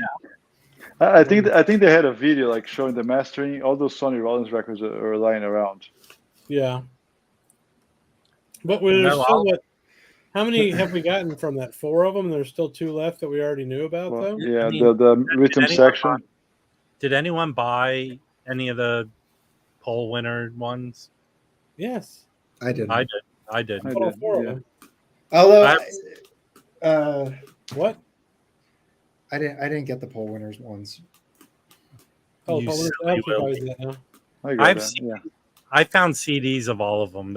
That's fine for me. CDs. Come on, man. I can't buy everything, man. What do you think I'm made out of? Money and vinyl record. Out of wax. Yeah, I'm half black. Yeah, that's fair. I'll say, I think they kind of picked not the greatest 6 to start out with. Yeah. Like, there's a lot of contemporary records that I'm hoping that they do. You know, but poll winners. Okay, so who's on this? You got Kessel, Mann, and Brown. Is that it? Ah. Yeah, I think so. It's a good record. I've got an OG, but it's beat to shit. So I bought the reissue. Who's on 4? On what? 4 contemporary More. album. No, No, for- just 4. It's Hampton Hawes. So 4 is Hampton Hawes, Barney Kessel, Shelly Mann, and Red Mitchell. That That's a one, good if I were to pick one up, I'd get that one. it's a good one. I Just like good. it. Just because Hampton Hawes. By And the Shelley- way, if anybody and Shelley wants Mann. the rhythm section mono that came out on Record Store Day, Mike at the In-Groove has like a shit ton of them somehow. Can somebody time out my wife? No.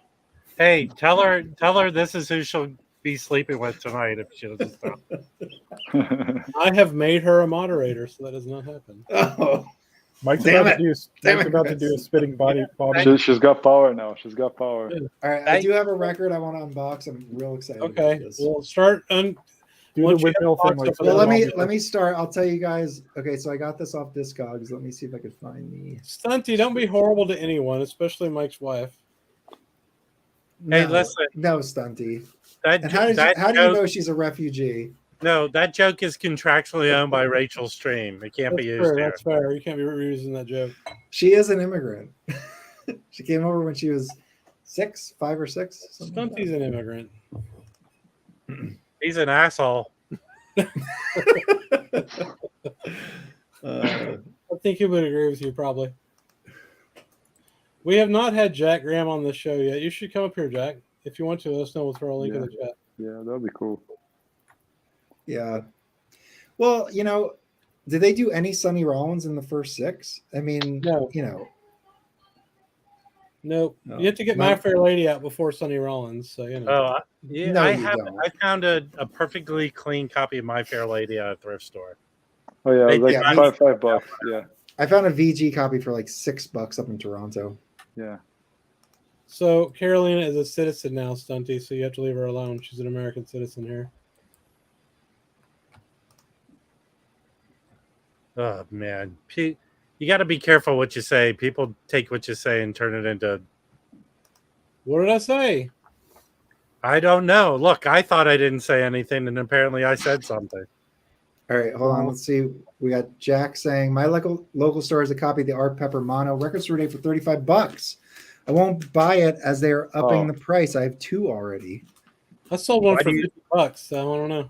Why do you need 35's to? okay. I think I bought Well, it for 35. The stereo wasn't the stereo supposed to come out in December or November? When is that Yeah, coming it's out? coming out at some point. I don't know Yeah. when, but it's coming out. I was gonna wait for the stereo, and then my record store just had one, so I was like, let me just get this while I Thanks can. for joining us, It's Jack. probably much better. Cool, It's- Jack. That's such a good record. Yeah, no, I'm happy with the mono. I won't get the stereo. I'm Whoa, totally whoa, done. whoa, whoa, whoa, whoa, whoa. We got a dono. Ooh, super sticker. 99 cents. All It's a right. It's What's $1. It mine, won't Bob? even pay for anything you jazz bums buy. Hey, it'll help, man. It'll Hey. help. It won't. It won't We have to even pay- give. It won't even give Mike a roll of toilet paper to use when he goes out back. That's true. we have to pay for the StreamYard, so this all goes We're to here for that. the StreamYard, so that'll get us part of the way there. All right, let me open this up. So before I show it, let me just give you the condition. On discogs, media condition is VG plus. The sleeve condition is VG plus. It says it's cleaned with an ultrasonic V8 system. Is this the system that Chris and Rob you have? Is that I your? don't. Mine's I think a V4. What did he say? A He says V8. it's cleaned with an ultrasonic V8 system. Is this a thing? That's Or a is he high, lying? Like an old Pontiac engine connected to it. What the fuck? I I don't was know. gonna say, yeah, that's higher. It's a higher vibration rate or whatever.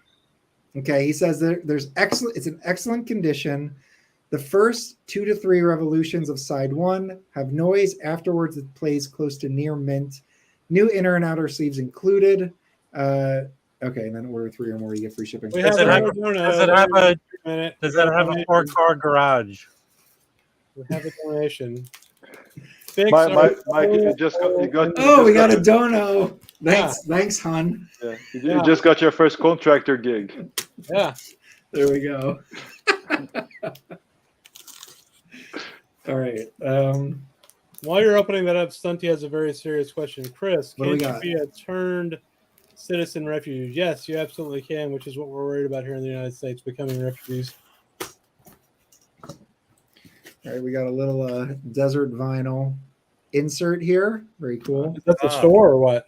Yeah, that's a store. And they It's also very- they have a very- little desert Where are they? Arizona, New Mexico, Nevada. Tucson, Arizona. That's a shame that a record store is selling them in those shitty mailers. Yeah, those I- are sugar millers.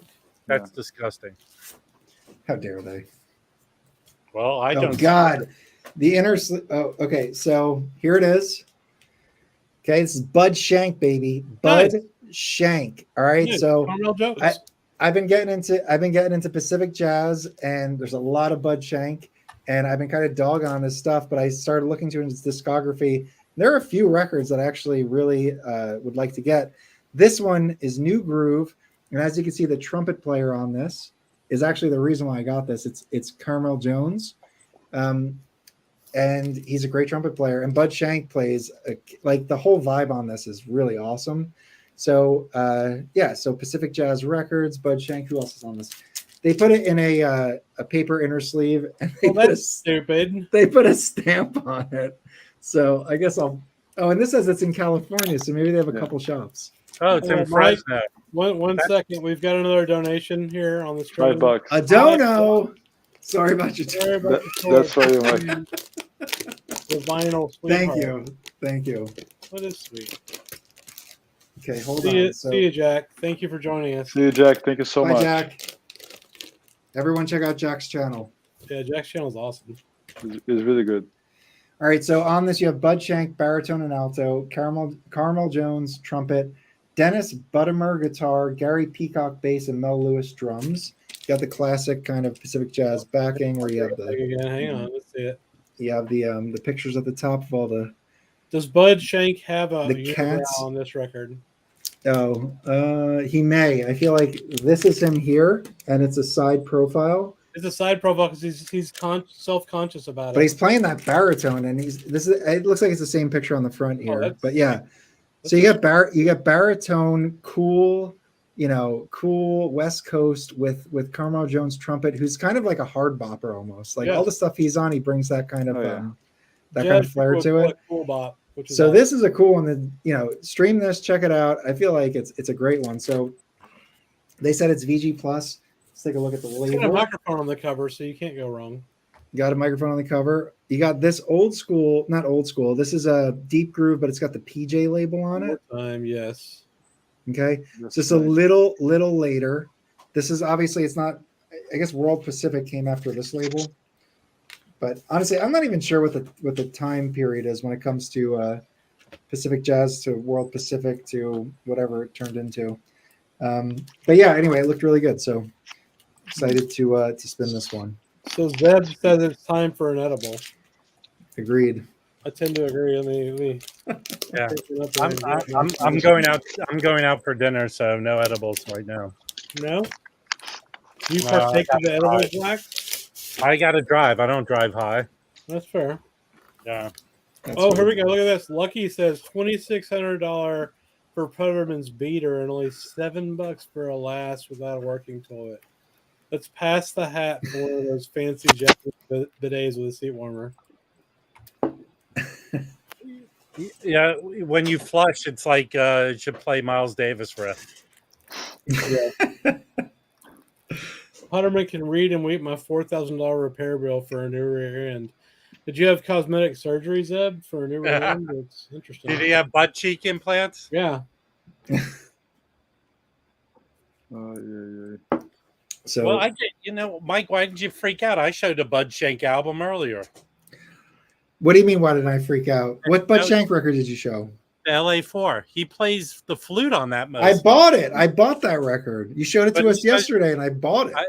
He's mostly playing the flute on it.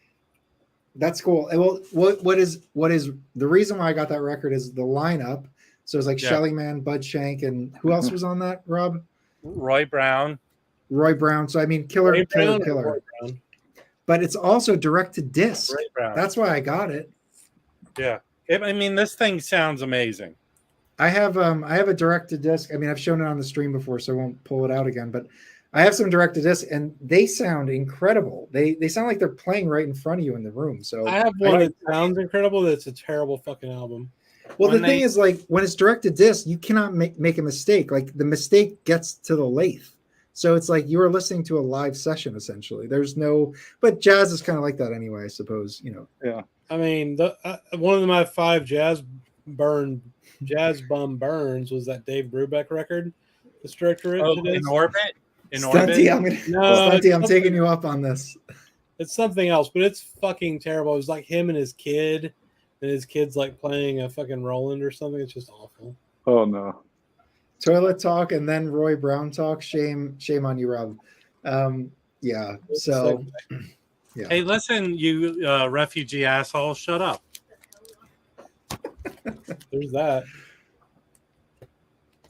Oh yeah. Do you have anything else new to show, Mike? You got anything else new this week? I got I mean, I have some. I have some other stuff I could unbox. I was thinking of maybe waiting to do it. Quit hoarding shit and unbox it, man. Come on. Should I do another one? Yeah, for sure. Okay, let me see what I got here. Oh, this one's cool. I got this. This is a recommendation by Bob Bradley on the Bob Bradley channel. Bob Bradley YouTube channel. Bob Bradley YouTube channel. He commented on one of our videos today. It was very exciting. Yeah, I saw that. Nice. I got to reply back to him. So yeah, this was a recommendation from him, and I'm super excited I did get this. Anyway, it's mint. What is this? We're working on it. Something punchy. That sounds scary. Oh. All right, so I don't know much about this. I really bought this based on listening to Bob and then streaming it just a little bit, and then him saying get it before it sells out. So this is Dream Queen. The apparently OGs of this are quite expensive. Yeah, I have that. It's awesome. This is a great record. Yeah, and it's spiritual jazz meets spiritual yearning.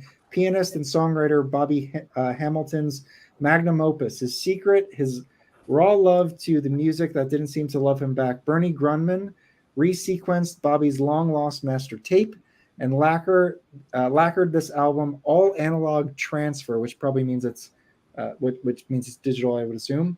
But apparently this is the one to get. It's still fairly affordable. Show us that cover. What's that?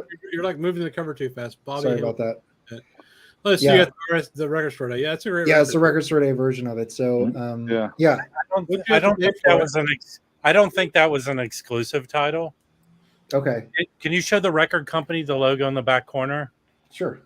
Yeah, it's Now Again. Yeah, they're I have Now Again titles. They're digital. Yeah. They're digital. But are they? I mean, they're good digital. They're not like I have that album. It sounds great, but I'm just saying this wording nonsense has got to go. They need to all agree to put that source code on the back. Yeah. Can you make me? Let me go big one more time. I want to just show the hype sticker here. If you're gonna show Hapster, you have to unwrap it and then show it loose, like the loose Yeah. shrink. Like, Yeah. But I mean, to Rob's point, like look at what's in caps: master tape, all analog, Bernie Grundman. Well, okay. You know, let I me feel go like to the- transfer is kind of a big one here, right? well, let's copy though. I don't know. I'm going Transfer is- to the discogs entry for that. Okay.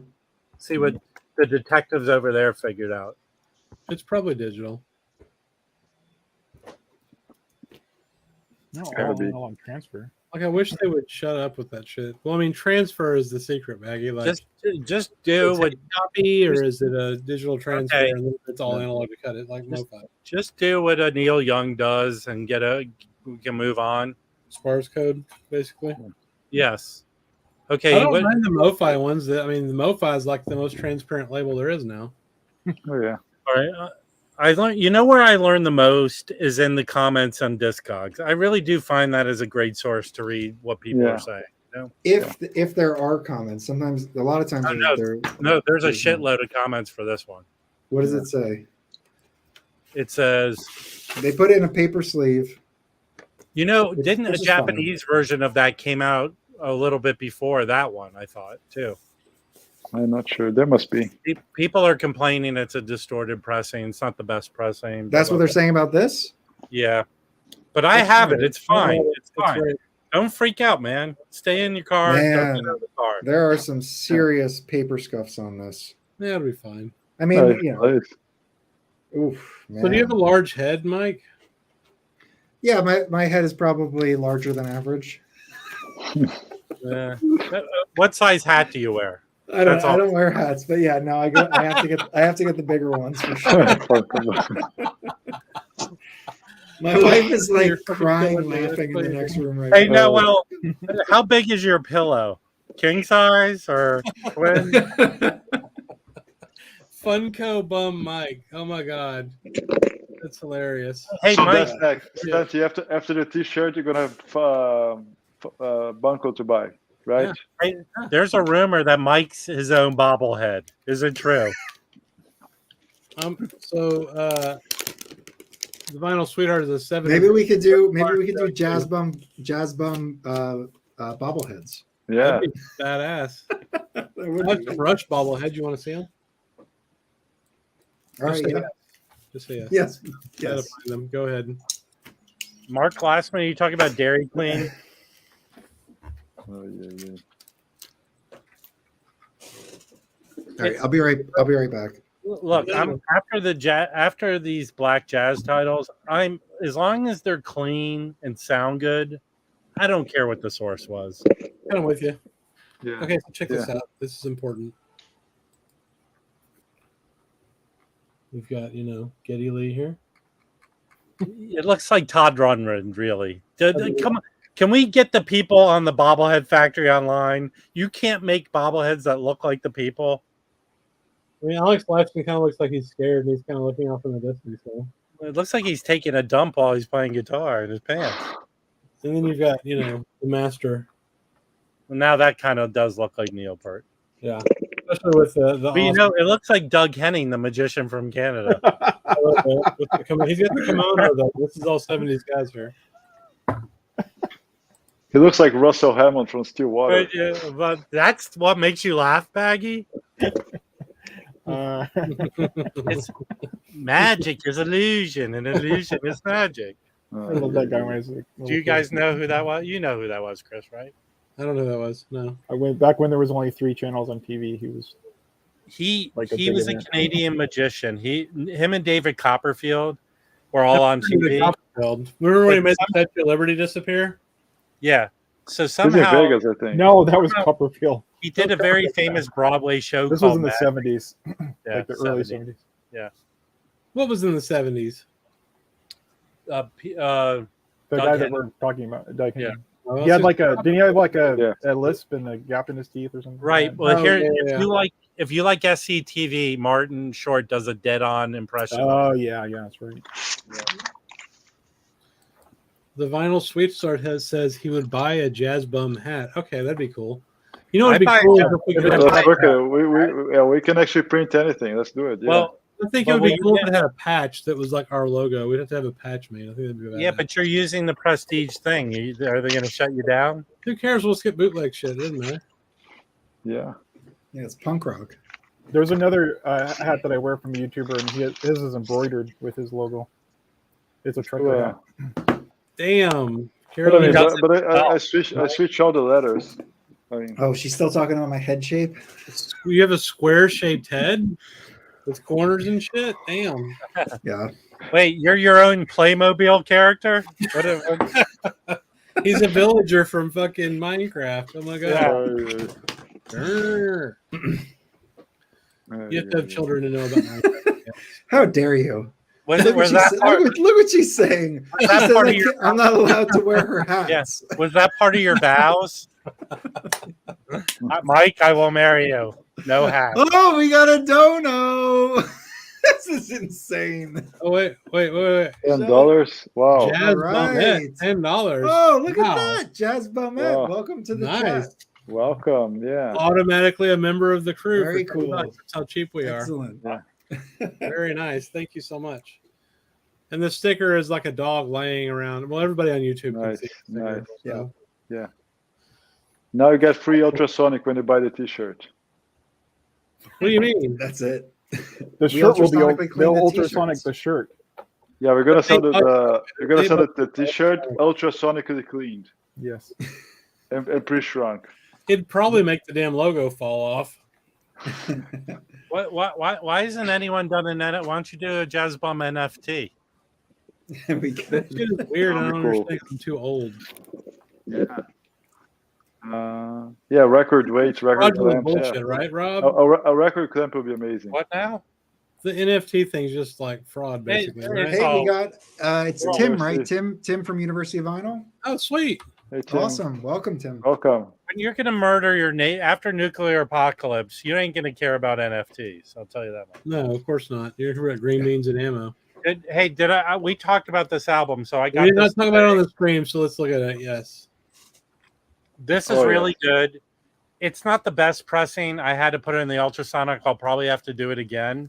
But this is if you're trepidatious about avant-garde kind of stuff, the toilet flushing music that Stunty listens to, this is really good. Yeah, Sound City. It's the separation and the sound. It's pretty incredible. And technically, that this was picked up by whatever Verve right. is now. Impulse. Yeah. It's Impulse. Nice. New Deal Records / Impulse. Interesting. Yeah. Nice. Mhm. And So this- Verve. Weird. If they're really making themselves a true avant-garde free jazz type of label, that's something interesting to think about too. Very With all- deep, though. Like that's a Pino Palladino record, right? Yeah. Oh yeah. I mean, Blake Mills, but this is just a really good sounding record, if anything. Sounds I really mean, good. if anybody that doesn't know who Pino Palladino is, he's one of the best bass players in the world. Yeah, everyone wants him. I've seen him play with John Mayer, blues I mean, band. yeah? Blues band. Yeah, I've seen Mayer 3 times or twice with him. I think twice. Twice. Mhm. Yeah. John Mayer. I've seen John Mayer twice, right? It's in the record right now is like $20, less than $20 on Amazon. Mine came with a seam split, so they gave me a discount. I didn't feel like sending it back. So Yeah, I'm gonna have to buy that. yeah, I highly recommend it. If you want to try something new and different, but Peanut really butter. not extremely out there, Mhm. I recommend it. Cool. That's cool. Yeah, so Tim's here. I mean, we kind of glossed over that. I liked the video that you and him did together this week, Rob. Yeah. That was pretty cool. He reached out, and of course, there was a ton I didn't show, but I mean, CT has one of my favorite labels, so it was really cool to see. There's some of the records I don't have yet that I really want. the ones I showed, if you can, that Chet Baker is on Music on Vinyl.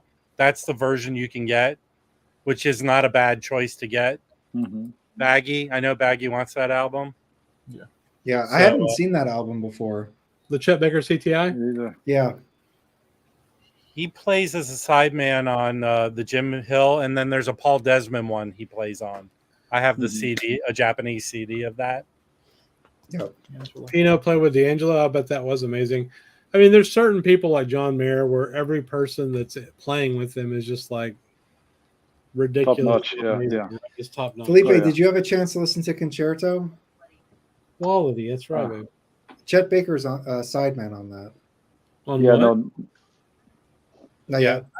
yet. no, not yet. I didn't get it yet.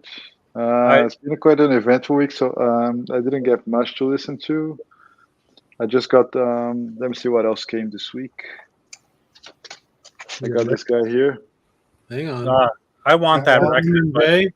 Is that Yeah. is that the Music Matters? Yes, baby. It is. Oh yeah. So braggy Very nice. with the fancy sleeves and everything. And this So guy. Michael 45's joined us. Nice.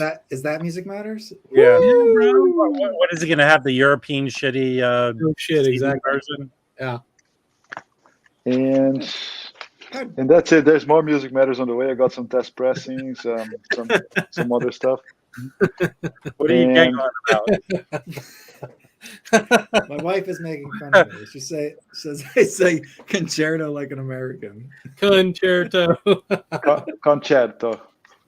Oh, that was nice. Yeah. That was nice, Felipe. And this is a heavy rotation. I've been listening to this record almost every night. They need to put that out. Is that Yeah, that. which I love version that. is that? I love That's that cover. that's Van Gelder. That's a Van Gelder. I mean, Yeah. it's that's a record you cannot find cheap in any form, right? Who's No, on that? Felipe, what's the lineup? Herbie, Crenshaw, and Chambers. Yeah, Oh wow. that Jesus. should be a classic tomorrow. Yeah, it should. Is that, Yeah. is that So- Pictures too or something else? They should have put this record along with the Graham Encore, right? The Pink Yeah. album. That'll be cool. I do love vibes and piano, even though I don't like modern jazz. Hey, quartet. Nicole, did you How get dare the you, sir? album? Nicole, do you have the Pino album? You should get that. I think you'd like that. Now, what is the panel think of modern jazz quartet? They're fucking What? awesome. Well, it depends. I mean, they made albums for like over 30 years. True. So They do have a lot. their the live album. I can't get into them. I'm just gonna say No. it. Well, Concert? you can get into them. I have one. The European concert, I did hear that one was the better one. It really is. The one at Carnegie Hall, get that if you're going to get one. No, the European concert's really good too. It's not Carnegie Hall. You know what? I think I have some Okay, extra cool. ones. I'll send you, Mike. If Nice. I mean, I've listened to the Concord, which is like the prestige one. I found an OG of that and I put it on really excited, and I was like not into it. I've just chamber not into music them. for it's jazz chamber music. It is what it is. But it's even like, yeah, I mean, yeah, if that's what it is, but it's just. It's highly arranged and super tightly controlled by John Lewis. And what's this? Yeah, what's the story with John Lewis? I feel like I have He's a a negative badass. I mean, I feel like I have a negative view of him. I don't think you should. I think he was trying to make a group that was like super professional and to make jazz more like art music, like classical, just like Ellington tried to do. Okay. You know what I mean? I think he was trying to elevate the art form. Okay. But there's plenty of good shit where you can hear bags on that's not MJQ, right? Like, Yeah. and where he just goes wild. Well, so Milt. So I'm ignorant. So who's like the core MJQ quartet? Milt Jackson, John Lewis. This one here. The drummer changed because Kenny Clark was the drummer, right? Percy Heath. Percy Heath. And then who's the fourth guy? I've gone blank. The drummer. Action Jackson. No. Well, Felipe, didn't the fourth person. This one is Connie K. Yeah, Connie K. Yeah, Connie K. Well, That's the one I listened to. Well, Yeah. here's Mike. Here's the big thing about John Lewis you should remember. I believe he had a working toilet, so it was really important. And Hey, the funnel. Some class, Mike. He Look, loves the tension between Lewis and Jackson. He liked 3 quilted 3-ply toilet paper. It was his passion. Hey. You know, a good record of theirs is them with Sonny Rollins, like at the I don't remember what it's called, but it's on Atlantic. Well, they got the turn team. No, that's 3 sounds. Yeah, I will say like a sax on top would probably make it, more enjoyable for me. I think they were going for the classical meets jazz thing. Yeah, for sure. So would you call it third string, like a Gil Evans? Actually, Yeah, I have the best record right. for you. That's awesome. Let's see I that. have the Hang on. best. You probably might have it already, Mike. The Blue Note Classic of Milt Jackson. Basically, that's the I have the that. Yeah, yeah. a great They're record. all That's on okay. there. yeah. They're I mean, all it's on great. there. It's great. Stunty has a probing question for Nicole. What year does jazz start to really click with you? That's a good Interesting question. Nicole. Yeah. She recommended a record that I bought. It was all clarinets. It was very avant-garde, and I enjoyed it, and I also was scared of it. So Wait, so sometimes me and Nicole message each other. So she recommends stuff to me, and she told me to get this pianist on Steeplechase, TD something or other, and then at the collection I got from that yard sale, I had a record of his, and right as she messaged me, I took a picture of it, and I go, "Are you standing outside my window?" Because I had the record right in my hand. Very cool. your wife is a jazz clarinetist. You didn't even tell us. Yeah, it's just concert clarinetist. Nice. Does she know climber music? No. I don't think Woodwinds, so. I agree. Now, That's- on a serious note, though, jazz clarinet is awesome. Like, I wish more people had stuck with it. Besides, instead of switching to like soprano sax or whatever, like I just love. I've gone blank. Who's the big band guy? Benny Goodman. Benny Goodman, and then there's also Jimmy Bechet. Godfrey, Jimmy Jeffrey, yeah. Yeah. and Sidney Bechet, right? Well, He of played course, clarinet. yes. Sidney Bechet, yes. Yeah. That's Stunty, lovely. are there any more like modernist or avant-garde players that are clarinet I forward? feel like Stunty and Nicole are like, I don't know, vibing. That sounds just like what Stunty would say. Can you do breakout rooms in this? I don't think so. Me and Nicole to talk about crazy avant-garde jazz together. Yeah. Go get a Zoom breakout room. So Roberto says I listened to Hammond's Gears for the first time. The album is amazing. Jazz Spencer has it for pre-order. Oh, I heard a lot about that. Yes, I've ordered it. Felipe's ordered it. Anybody else ordered it? Yeah. I haven't. Should I? I think I got an email. I got an email from Vitamin Me Please today. I think they're pressing some other Jazz Spencer titles. Yes, there's some stuff coming. That's cool. Before I leave, there's a rumor that I've been hearing for a while about Vinyl Me Please, and I want to know if anyone else has heard this rumor. Okay. Oh God. That they have working toilets there. No, I'm joking. That they're putting out a impulse box. Yes, I saw that on Facebook. There was a trend about it. Well, but I've heard it for a while. Yeah, I think I've heard that too. And it's not going to be like an impulse box like the safe shit. You know? Well, there's plenty of great impulse. Pharoah Sanders and shit.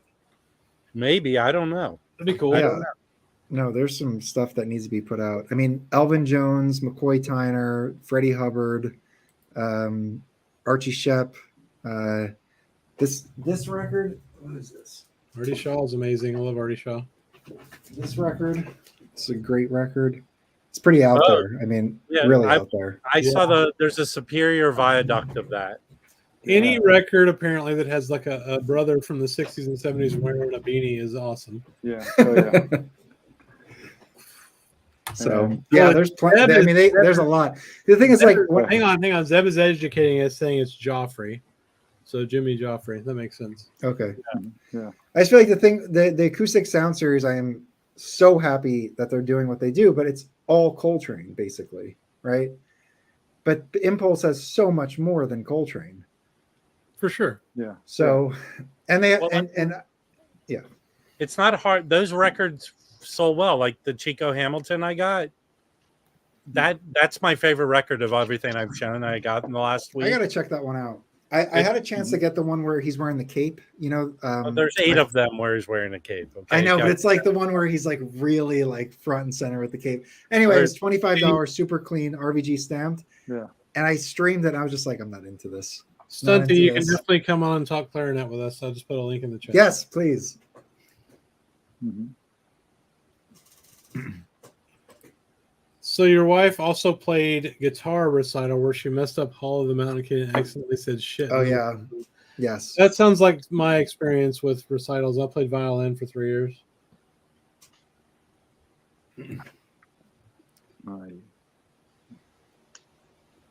So Rob, since you have the rumors, Yeah. what's going on with the box? Do you have any idea? Okay. Well, I've got to leave in 5 minutes, but so in my box, okay. I think that's an important issue that should be raised. So It's a very here's important issue. here. Oh, So yeah. here, I'm gonna a conspiracy theory. I'm gonna add conspiracy theory. So just between all of us here, I had scuffing on 13 of my 22 discs. For the So, Bill Evans box set. Yeah. So far they sent 4 replacements. So I'm waiting for the rest. All my original covers. Which ones are you waiting on, Rob? 9 of them. It's too It's many. like I don't half of them, remember. yeah. Okay, It's like so all the of them? covers I got have this on it. Yeah, it's bullshit. It's bullshit. So obviously they were cut wrong, right?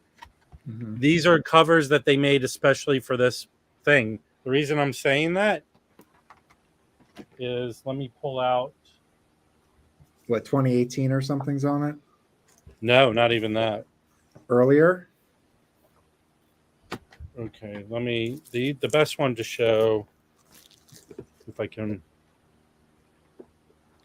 Yeah, that's Is true. My the- wife does love a messy conspiracy. Everybody digs. Here, okay, let me show this. Ugh. Okay. So now we have this, which I have both discs for this, okay? All right. Okay. They're different colors. I don't know if it's coming in here. Yeah, This it's is fine. light. Yeah, you can see the one on the right Yeah. is darker. Yeah. All right, true. which one looks better? All right, hold on. I don't know. Uh, Left. I have no idea. Hold on. Can you back out a little bit? I mean, your camera sucks, so who knows? I kind of feel like the one on the right. Put a lettering close to each other. It's better. Can we zoom in on the bottom right where the little Riverside logo is at the bottom? That's a good idea. Whichever one is clearer there, that's the one I'm going with. Okay, so I'm gonna say. I'm gonna say I'm on the left. Left. The one left. Yeah. Now, which shade of color is more accurate? I don't have an original. Who the hell knows? I have the OJC. Let me see what That's not an original. I know, but I Okay, just so wanna now I'm compare. going to part. Now I'm Here's the going to part conspiracy part. 2. Also, this OJC that I have looks freaking crispy. I mean, the font is like perfectly sharp. Well, so is this one. So now That's these are different fonts on the Yeah. back. That's true. They are. The one on the right looks a little clearer, and also the one on the left looks a little like stretched. This it's my right than my left. Okay. Well, which one do you like, Rob? I can't decide. So this one is the new one. Right. Okay. But it's fucked up. This is, I guess, from the original. I go with that one. Yeah. No, well, I'm going with it because these were cut poorly. Like they have the white specks on them. Yeah. I think the other one looks better. Yeah, on all mine. So okay, so the conspiracy theory. Let me try and show you. So this is where I'm really pissed off. These sleeves are shitty that they Yeah. came in. Yeah. These are shitty sleeves, right? Yeah. Better than the regular RTI sleeves, though. They're better than the shitty RTI sleeves. You're correct. Yes. They're better than paper. Okay. Better than a sanding disc. Yeah, I got to run They're out of better here. than paper with sorry. But let me just show you something. Let me see if I can find the replacement discs. So this is where my conspiracy theory is now. Yes. Okay, here's a replacement disc. They came in QRP sleeves. Bum bum bum. Now, here's 2 things about the conspiracy. Are these leftover discs from the original runs that QRP pressed? You Yeah. can tell from the dead wax. Yeah, You can tell from the dead wax. Well, is the dead wax different? I don't know. Felipe said that the dead wax for RTI should have parentheses. Felipe, correct me if this is wrong. Is there a way to Usually- identify? Oh, QRP has like a stamp, a seal. QRP, at least recently that I see. Well, Yeah, that's- we don't know. But the Well- problem is these could be from when did QRP press it? The Like- third run? 7 So years they ago. could have had a stamp 'cause there. There Yes, was of course. QRP and Palace and RTI has pressed them. Right. And then this is the fourth run, I think, with RTI doing it for a second time. So here's the issue, right? Like Rob has received different sleeves, right? The outer sleeves, which are obviously from a previous print run, which is fine. And there's scuffing on this one that they just sent me. Oh, hold on. We got Stunty. You know when you enter a record and music discussion where the focus is on clarity of the fonts, you're entering deported refugee assholes. Okay, Stunty, listen though. Here's the thing. Stunty, you're right. Listen. I'm going to talk about this. I have a speech. So that is true, but this is a $900 box set. You know what? They're scuffing on the ones they just sent me. I have to leave, guys. But now I'm kind of livid. Yeah. I think you should skip dinner and We'll just keep bitching after you. just should grab- have just grab a yogurt. My cousin's in town visiting. Okay. So I have to go. Thank you, guys. We'll pick But- this up. I'm going to reach out to them tomorrow. This is kind of ridiculous. So Yeah, that's bullshit. I'm gonna drop my 2 cents. Okay, first of all, regarding price and quality, I have to stand behind what I do. I mean, most of you guys know what I do. If I'm doing $100 job or a $5,000 job, doesn't matter. I'm gonna put the same effort. They're gonna come with the same quality. Doesn't matter, because you have to have standards. They have really good standards. I think Analog Productions, they have been thriving. They've been doing really good, and everybody recognized that. I recognize too. I love their products. Every time something nice comes, I call them. I talk directly to whoever answers the phone and praise them. You know, they do a great job. I put this trend on Facebook because I had 4 warped records. Okay. The same type of warps that Vinyl Me Please just asked me to send a short video. They replaced the record. They don't even ask questions. The next day they're shipping the record. That's all I hear from them. That's it. With a new cover and everything, sleeve, doesn't matter. They don't ask much questions. I was asked to. They even gave me instructions on how to destroy my record using shares or some other type of sharp instruments.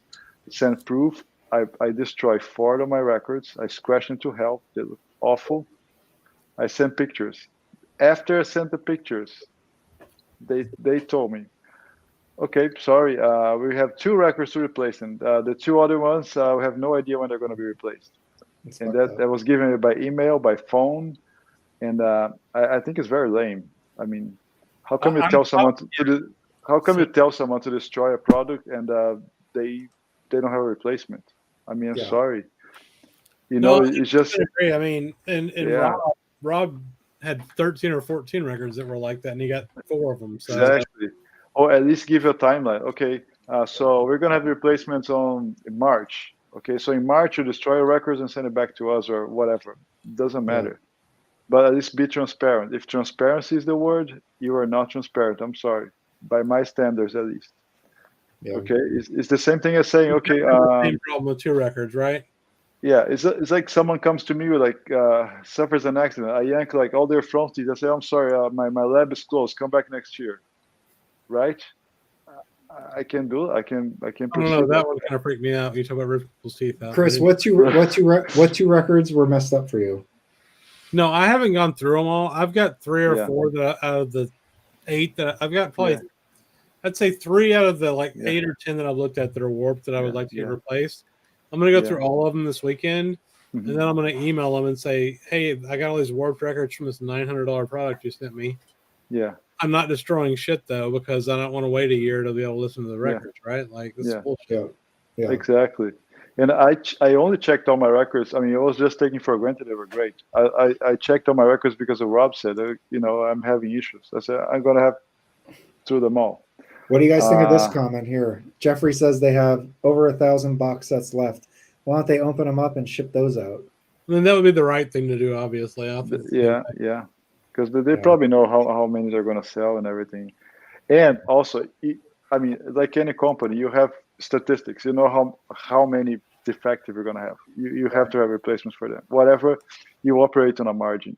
I mean, and people are going to say COVID, production problems, supply chain issues. I get it, but don't promise if you can deliver immediately. Just be clear about that. Yeah, I agree. I want to respond to this question. How do they sound compared to the OGs? I don't have an OG. Actually, I do have one OG. The sound on these is fucking amazing. They sound ridiculous, right? Unbelievable. Yes. Normally, the records I've had so far, there's kind of 2 degrees of warps, right? One of them's like very minimal, which I probably wouldn't normally care about. The other one is a little bit more, which I would care about, but like for $900, I want perfection, you know. Stunt Exactly. Rock Confusion has joined the chat. Yeah. Welcome, Stunty. All right. Salut. Yeah. Analog Productions 404. I love it. Yeah. Salut. Bienvenue. Merci. So just to wrap up, at least my thoughts. I think I really love what Analog Productions does. The product they're putting out, the the interest they've been raising in vinyl, the care, the research, everything.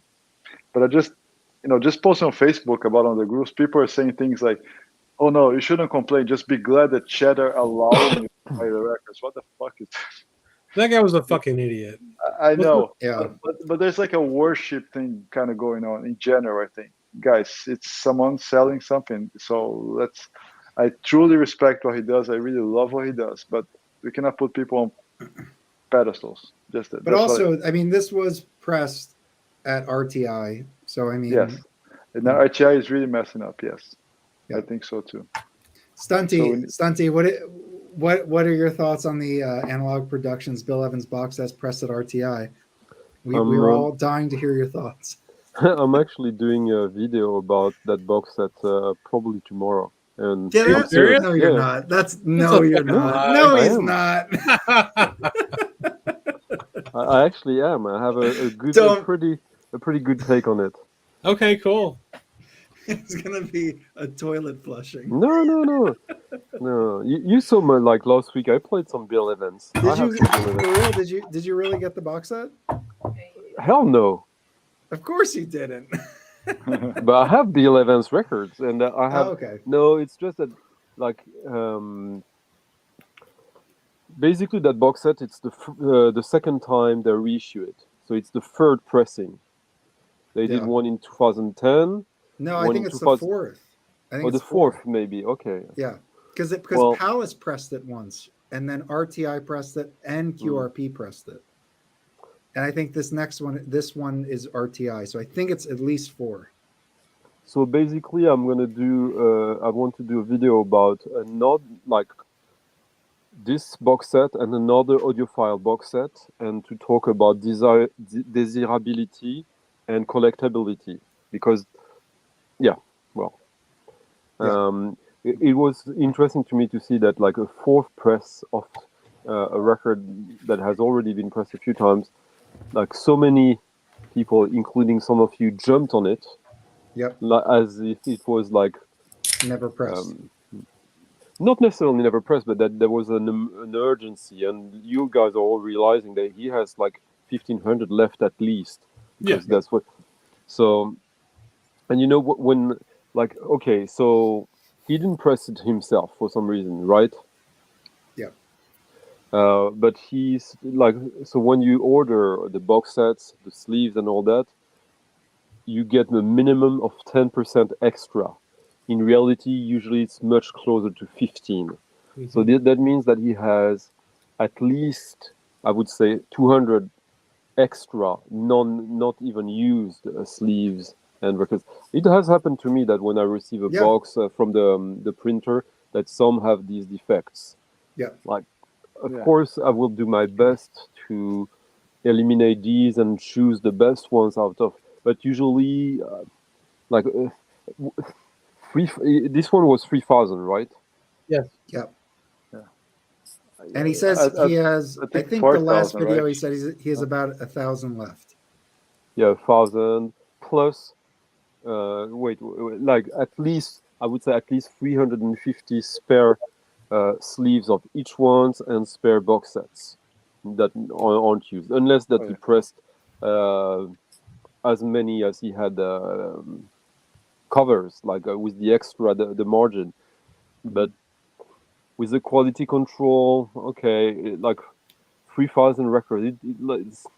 If someone is doing that, it's his job or her job to do that. I would say normally a good quality control, you do You do 140 Okay, albums. I can't hear the word. I can't Yeah, hear but a like I'm fucking still thing. talking, God, Mazzy, here so we you go. shut the Robert fuck in a up. pizzeria. And so you usually do 140 records an hour. I can't hear Or- you. I'm sorry. We just came to say hi. We love you, Dante. I love you, Fucking Mike. refugees. I gave you a shout out today, so I just wanted to say hi, and we'll talk to you later. All right, we love you, Mazzy. Yeah. Long live- Show us with all your wealth. The Huh? pizza looks good Yeah. as well. We're just drinking water, and it's not even like drinkable. You see that Well, no, pizza Stunty. that pizza looks flat. Yeah. Yeah, Stunty, are you? I feel like what I'm thinking of when you're speaking is that you have a certain percentage of assumptions that go into this to say we will have probably maybe some returns, some defects that we have to sort out. The fact that people that they're unable to replace certain records means that they're exceeding. Very poor. It means they're exceeding planning. what they assumed the defect rate was, right? Right. Either that or Because- they don't care. Or they just didn't make it. Either one. Yeah. Or they just didn't make it. But Felipe, you sent back, or you destroyed 4 records. They sent you 2, and then They sent Village 2. Vanguard and Waltz for Debbie, which are 2 of the most popular Bill Evans records, They're out arguably of the most stock. popular. They Yeah. don't have them. You know, So- just the fact, one thing that is actually interesting to me. So, Yeah. When I first saw the first UHQR release, that some Which of you one? probably have, Miles Davis, yeah, the Miles Davis. I have that. So you remember there's inside this, there's like a I had to replace mine 3 times, okay, there you go. and There's I have the destroyed records. there's Yeah. there's a what do you call that? Like a leaflet, like an insert in it Yeah. that describes the specific unique qualities of their own pressing. The flat edge and everything. Yeah. Yeah. So when you are in this business and you are doing modern stuff, like I mean, when you're not using machines that are already like 35 years old, all the stuff that he said was unique to his product is standard for all the others. So basically, it's not a direct lie, but it's like basically he's Embellishing? hyping. Yeah, he's embellishing Yeah. his product in a course. way, saying that it's unique when it's actually standard. Everyone else is doing the same. They just don't advertise it because it's standard. So Yeah. it's already like it's a kind of mentality that when you see other shortcomings like the one you're talking about right now, it's not surprising to me. Yeah. So when Felipe was talking about no one should be on a pedestal, trust me, like there's very few people in this industry who put that kind of practice on a pedestal, like Yeah. because this is, I wouldn't go as far to say it's scummy, but it's come on, like you guys have these problems that are insane, and it's not just cosmetic, right? You can hear also some defects on the records. No, I will say that all the ones I mean, we're talking, for me, it's just like minor dish warps, which is not that Okay. big a deal to me normally. Hmm. But for $900, I want flat. You want it perfect. How many records is that? Is 22 records? 22. So I mean, it's hard to make 22 22. perfect records, right? So if you divide this by 900, how much is it a record? $80. Well, for- $80. Like $80 Oh, I'm sorry, $80. No. 40. Yeah, $40 $40 a bucks. record, $80 an album. It's So it's a $80 little- now. Yeah, 40. You like you can start to complain when they do. Yeah, I mean, it's it's not crazy expensive when you think about it. Sure. But, Stunty, do you have any OJCs? Yeah, original but jazz the classics? yeah. Sorry, I didn't. I was Sorry. Felipe, What was it? go ahead. I was just gonna say the regular 45s they cost $60, not 80. Right. So it's Right, like a $20 premium per Which album.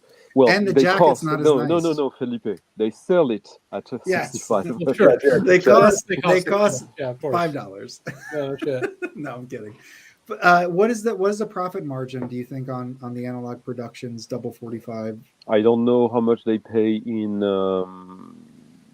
licensing fee, so it's impossible to say. Okay.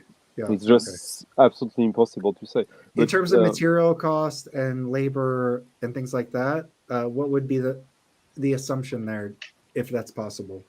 I mean, it's obviously United States, so it's different market. yeah, I would have to 3,000.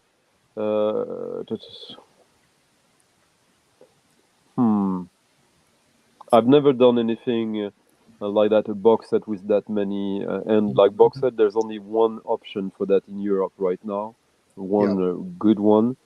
I don't know how it is in the US, but you have to think.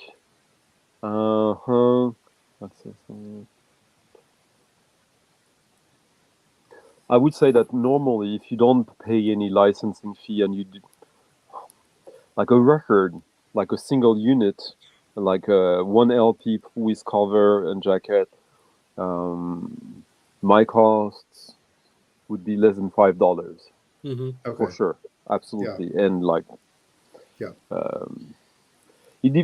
all depends on the quantity. There's so many variables. Like,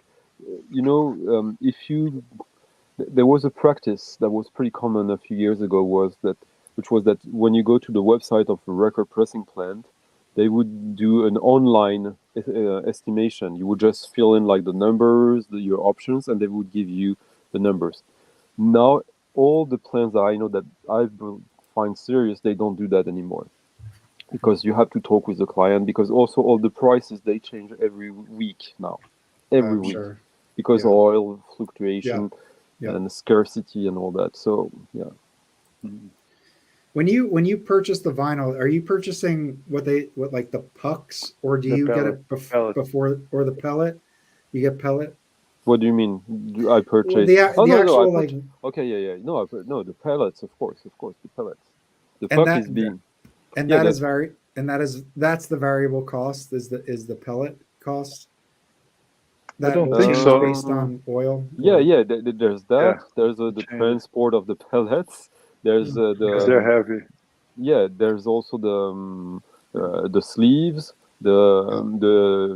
And for the sleeve, the price with your supplier also fluctuates, because also during COVID, something that people don't think about too much is that the pigments, there was a shortage of pigments, so the ink they used, that was also an issue. There was so many issues. Yeah, in that Jack White interview, he says that the worst part is the machinery, the peripherals. They said that the vinyl itself is the easiest thing to get. All right, so hang on. At least for him. Back then, and the machinery, you know what? He has a park of older machines. Oh, this is an interesting comment here. Sorry. Yeah, I was going to say, Roberto. So you got to open it up. What were you guys saying? He's freaking out. You shouldn't freak out. It's going to be okay. Like if you have the box and there's problems, do not scratch up the records though when they ask you to. Push back and say, if you have problems, do not fucking destroy your records, because it could be 6 months or a year before they get replacements. That's the thing I forgot, like when Felipe was talking about the pedestal thing. The fact that they dare ask you to send proof of you destroying the records is like, it's cultish behavior, seriously. Like, when I had to scratch up, we are so much better than the other. You have something so special. Well, no, you just have a vinyl record. So my UHQR Miles Davis, when they asked me to scratch it up, I was messaging them by email, and they go, "Yes, we'll replace your record. Just show it." I misunderstood what they were asking, because the idea of taking this record and destroying it further seemed ridiculous. I was just like, well, why would I do that? And anyway, I ended up doing it, of course, because I did want a replacement, because it was noisy and messed up. And then a second record came, and I do the same thing. And then the third record was fine. But I remember, to your point, it was like, when I read his email, I responded back to him saying, like, I don't know what else you think you are. No, I didn't say that. I said, I don't know what else you want me to show you. I sent you a video. And he was like, no. I'm asking you to scratch the record. And like, he had to say it like again for me to actually process that that's what they wanted to do, because it was such a like, why would I want to destroy this record? Like, even though it's noisy, why why not have it? Why not have it No, available? no, I understand that, to be honest. But the fact that demanding that is no. I mean, I think it Like, was fine if they had the replacements in stock and they could send them directly to you. Right. That's maybe, the but other- like Maybe, right? But then you no, they scratch up. could they could tell you like if you don't mind, we would like you to do that. Right. But like demanding that you do that, that's weird, Yeah. in my opinion. So Stunty, Hmm. you said, are you really doing a video soon about the Bill Evans Yeah. records? Yeah. What are your favorite like Bill Evans? Do you like the Riversides? Do you like his Verve stuff? He's a big Honestly, not catalog. too much. I don't hate it, but it's for me. I prefer his 70s stuff. Okay. Interesting. Have you heard that one with Shelly Manne on Verve? What's that one called, Felipe? Empathy. Empathy. Yeah, it's really good. Empathy and Simple Matter Conviction. They're those two. Oh, he doesn't have a beard there. Mhm. No. Yeah, if he doesn't have a beard, it's a problem for Stunty. Shelly Man and Eddie Gomez. Yeah. Yeah, this is a really good one. What is your favorite baggy? Bill Evans? Yeah, if you have any. I don't. I haven't done any dive. I mostly stayed with horns and female vocals right now. What do you just what do you the think? trumpet. What do you think about MPS records? Oh, Stunty? they're great. They're much. For me, it's much more interesting his stuff on the MPS than the stuff at Riverside. Obviously, because yeah, absolutely. MPS generally, even the boring like. Sorry for the people who don't know me. Like I talk like that. Even the boring stuff on MPS is usually. I mean, already the covers on MPS are great. You should like the art direction. It's a very cool underrated label in my opinion. MPS. Is he doing? I'm not too familiar with his MPS stuff. Is it trio work or is he with a bigger group? The bigger groups as well. Yeah, that's cool. Sometimes a little more fusionish, but like and I'm not even saying that it's great. For me, Bill Evans is as like the short conversation I was having with Nicole. Like when I asked, when does jazz start clicking with you? Like what year is the oldest jazz record that really? Oh shit, this I love. Not because for me, like when I started to get into jazz, it was because of one record. And I heard it. I was in a record store, jazz record store, that I was digging in because all the stuff that wasn't jazz, they were selling for really good prices. So it was always a good way to score it. And I knew jazz, but like I hadn't found my door, my path into it. And then there was one record, and I loved it, and it was expensive. I bought it anyways. The most expensive record I had bought back then, which was like 90 euros, I think.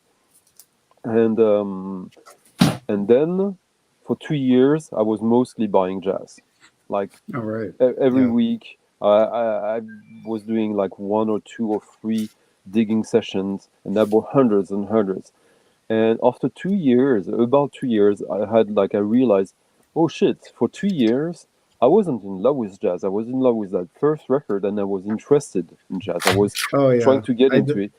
And then after about 2 years, I had like a click that suddenly jazz became a mother tongue. That like, there's nothing that feels more natural than that. Like going, like, getting the feel for that you can move your body in tune with that without thinking.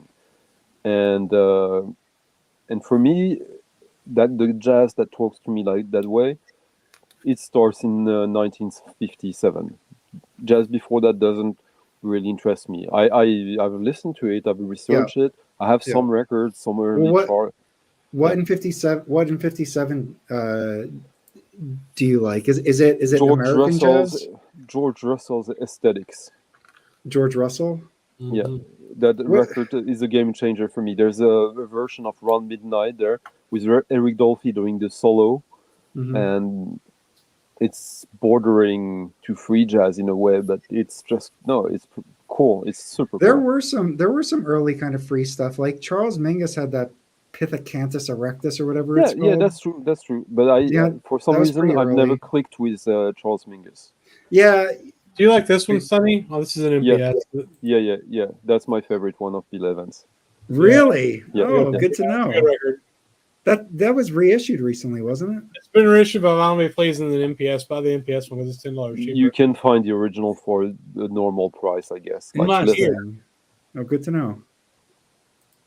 I'm done. Honestly, I bought the 11 Riverside OJC records recently because I didn't want to get the box set, and you could get them for cheap Yeah. OJC versions. So Yeah. I did that, and honestly, I'm probably not going to buy a Bill Evans record for a long time. Because, Whoa. there's nothing against Bill Evans, but I just bought 11 of his records. I mean, I could, I need to, It's a good But- start, but- man. I'm So- way.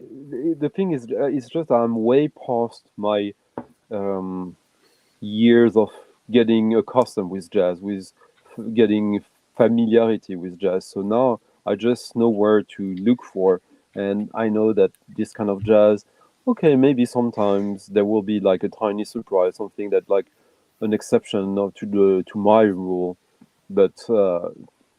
When I see you guys all getting so excited about all these reissues of like late 50s Blue Note and stuff like that, I'm happy for you. But for me, I'm past that. Like it doesn't do anything to me anymore. And it never did. To be fair, it's apart from a few ones, but and it will always be the same guys. It will be Cecil Taylor. It will be Duke Ellington, it will be Andrew Hill, Eric Dolphy, Max Roach, and Bobby Hutcherson, and that's it basically. Those are all great, man. Yeah, they Yeah. are all great. Those are all Yeah. great. But Yeah, for Cecil example, Taylor needs Hank more stuff Mobley out there. doesn't do anything to me. Anything. Oh, thank you, Bobby. Yeah. Well, that's why I didn't get the two recent tone poets, the Kenny Burrell and Grant Green. I Mm. listened to them. I'm looking for records to buy. Yeah. And I just know that if I get those, I won't listen to them. That's fair. See, yeah. It's So I'm not because- going to get them. It's not bad music at all. It's just that like jazz got We to a got a certain dono. point. Dono for my toilet. I love a toilet dono. Thank you. Sorry, Santi. Thank you, Roberto. Yeah, sometimes it can be difficult to have these discussions with some people who are into jazz because I think it's I agree. a pretty sensible approach that I have to it. But some will get, I don't know. Yeah, you know how it is. I agree. Well, I mean, I think it's okay It's- for everyone to like what they like. I don't really give a shit. You know? But sometimes I do feel like for example, the Blue Mitchell tone poet, I listened to it 2 days ago. I'm not going to buy it. That's fine. But like, I know Chris and Felipe want to beat me over the head when I say that. No, it's No, fine. No. That's occasionally Mike will skip something that's amazing. Sometimes I am a little too quick to judge. I maybe Oh. stream it just for a short period of time, and then later I yeah. regret it. But That's- I do that's feel very like I do feel like I try to. I just try to. If I'm going to spend money on it, I want to know that I'm going to play it. But Yeah. you know, also Yeah. when you have the chance, or when you're lucky to have been to have had quite good access to the European jazz of the same time, that also gives you more options, and more options you get, it also means more stuff that you can discard in a way. Because for me, it's like we were talking about clarinet. Like it's funny to me because for me. You might have gotten recently, Mike, a record I was playing and recommending the Michel Portal one, Desjardins Solo. Yeah, so he's a clarinetist. This is his first album on Pate from '64, I believe. This is like to get this in good shape. There's no reissue of this one, and this is, if you look at the players, Joachim Kuhn, Jenny Clark, this is like it doesn't really get more like royalty of 60s jazz. You can get as much in the US, but not. It's you can't say that there's anyone who's better than these guys. There's people on the same level, and Portal is a clarinetist. This is Yeah, now that's like a $700 record here. There's only one available. Stunty, can you show the label on that, because that's a patch label, sure. and those are. Oh, I you mean, guys, those, you like labels, right? Oh, yeah, I love labels, and also this is a European label that we don't get that much. Look how beautiful that is. That's pretty. Yeah, That's an very nice. expensive record. When I got it, I paid. It was expensive even for me, like a long time ago. But I think I paid 160. That was a good deal. and You it- can sell it for more than that now. Yeah, and it's like it doesn't get like more near mint than that. I wouldn't say mint because I can't know, but Yeah. But he also has all these records, either him or with others. This is Jean-Luc Ponty Experience, which is basically featuring. This is on Pierre Cardin disc also. These covers are pretty cool. Pierre Cardin, you know him? He's a fashion designer, and he had his label. That's cool. Là, il va Is te he montrer holding- aussi- Is he holding a gun? What is that? No, it's a violin. Oh, violin. Sorry, Yeah. Such a violent American here. Then you have this one, which is great on Futura. Futura is basically the best European label. Stylistically, is he evolving through these? Like the one that Look that at I have. There's a comparative. Look at the lineup there. John Surman, Bar Phillips, who for me is the best bass player of jazz. Stu Martin, Jean-Pierre Drouet. Yeah. This is later stuff. This is from the 80s. It's really great, but like he was also playing with avant-garde modern classical music. He did records with what's his name, Maurizio Kagel, but he did film music. This is 2 soundtracks of his from the 80s. Yeah, exactly. Oh, and here even like see. Very cool. Nombre Rouge, Michel Portal. This is with Alain Delon. This one is fucking awesome. It's Jean-Luc Ponty. He played with. Did he play with Zappa or something like that? No. I don't know. No, I don't think so, Mike. I don't think so. No. But Okay. you know, Stanley, Jean-Luc Ponty was pretty big in Brazil, especially in the 80s. I remember when I was a kid, everybody had his records. Yeah, I he feel like was- I've seen his records a lot. Because Yeah, he we was. see I've seen records all the time. I just never bought any. I mean, It's because he was the pioneer of electric violin, which like it was a gimmick in a way, even if he was a great violinist. But like electric violin, he was touring. Like, he was basically like a Jean-Michel Jarre a little bit. But here you got like Michel Portal also on Hat Hut. This is amazing free jazz. But what's with Jean-Luc with Portal, it's mostly live music. He doesn't. It's improv. Like he never does studio records apart from the one that Mike has here. I mean, all these are European or French on different kind of labels. And when you, this one is amazing also on CBS. Was also such a great concept. This one is interesting because this is the Paris Jazz All Star. It's a record that was released in the 70s, but it's recordings from the 50s with some guys who it kind of shows you the beginning of the history of that it actually began quite early on. So when you get all these French records or Italian records or whatever, like usually the most interesting ones, apart from UK jazz, which is a thing in itself that is separate from everything else. But like you get so much good stuff that's a lot of the classic historical US stuff. Suddenly, you don't need it. You just need the best of it because you have stuff that you get my.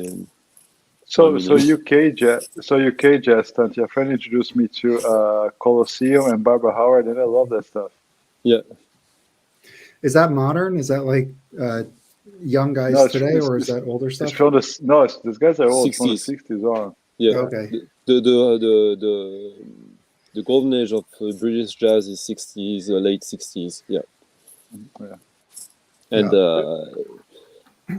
and it's a little funkier sometimes, but not funky like in necessarily in like in a black music sense. But like the guitar, the way typical UK jazz uses the guitar is quite specific to UK jazz. Yeah. Oh yeah. Interesting. How is it different, would you say? Well, I think I wouldn't say that structure, right, and the sound. yeah, the sound and also the fact that it's not pop, it's still jazz, but there is some kind of it's a bit more. Yeah, well, it's groovy, but as I said, not necessarily in the traditional like African American way. It's got a different feeling, probably also because of pop music in the UK in a way. Like there were great Yeah. musicians, probably better than any of the Beatles and all that, but still Yeah. there is something is- that you can yeah. connect with. Yeah, it's interesting also, Mike. In this research for the Lee Morgan stuff that I've been doing, and there's a very important thing in the '60s when they start going more R&B, more blues. He has a Yeah. secular thing to American music because it's all comes from the church. They're not Yeah. using the sacred elements like in the words, but the sound comes from there. I mean, think about Bobby Timmons. He used to play in a church. So they have Yeah. this I type do like of Bobby elements, Timmons. sound, message.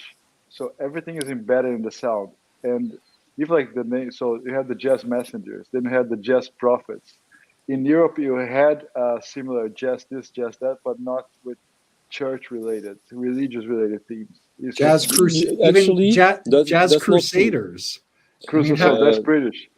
That's from the same time. So they didn't appropriate from this type of religious themes as the Americans did. You Oh, I had didn't some realize that. because Jeff Gilson, who ran the other great label Palm Records. That a lot of these are being reissued by Oh, Le yeah. Souffle Continu. I got one of those based on your recommendation.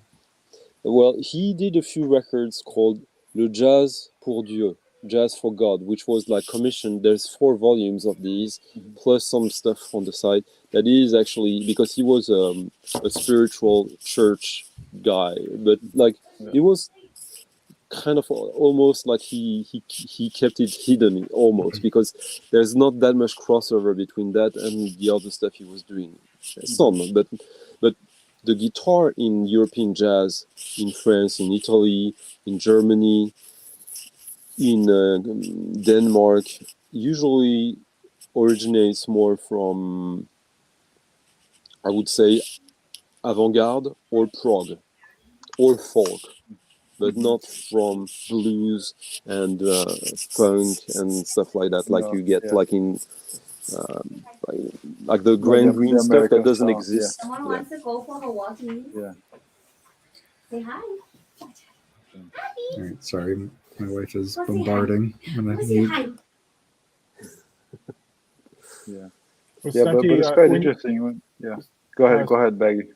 when you say, when you talk about the journey and the spark for jazz, here in America, jazz was pretty much over in the 50s, and it didn't enter popular culture again until, and you can argue that whether it's jazz or not, until smooth jazz, in the 80s and 90s. The only jazz Actually, you could even see on television was on BET.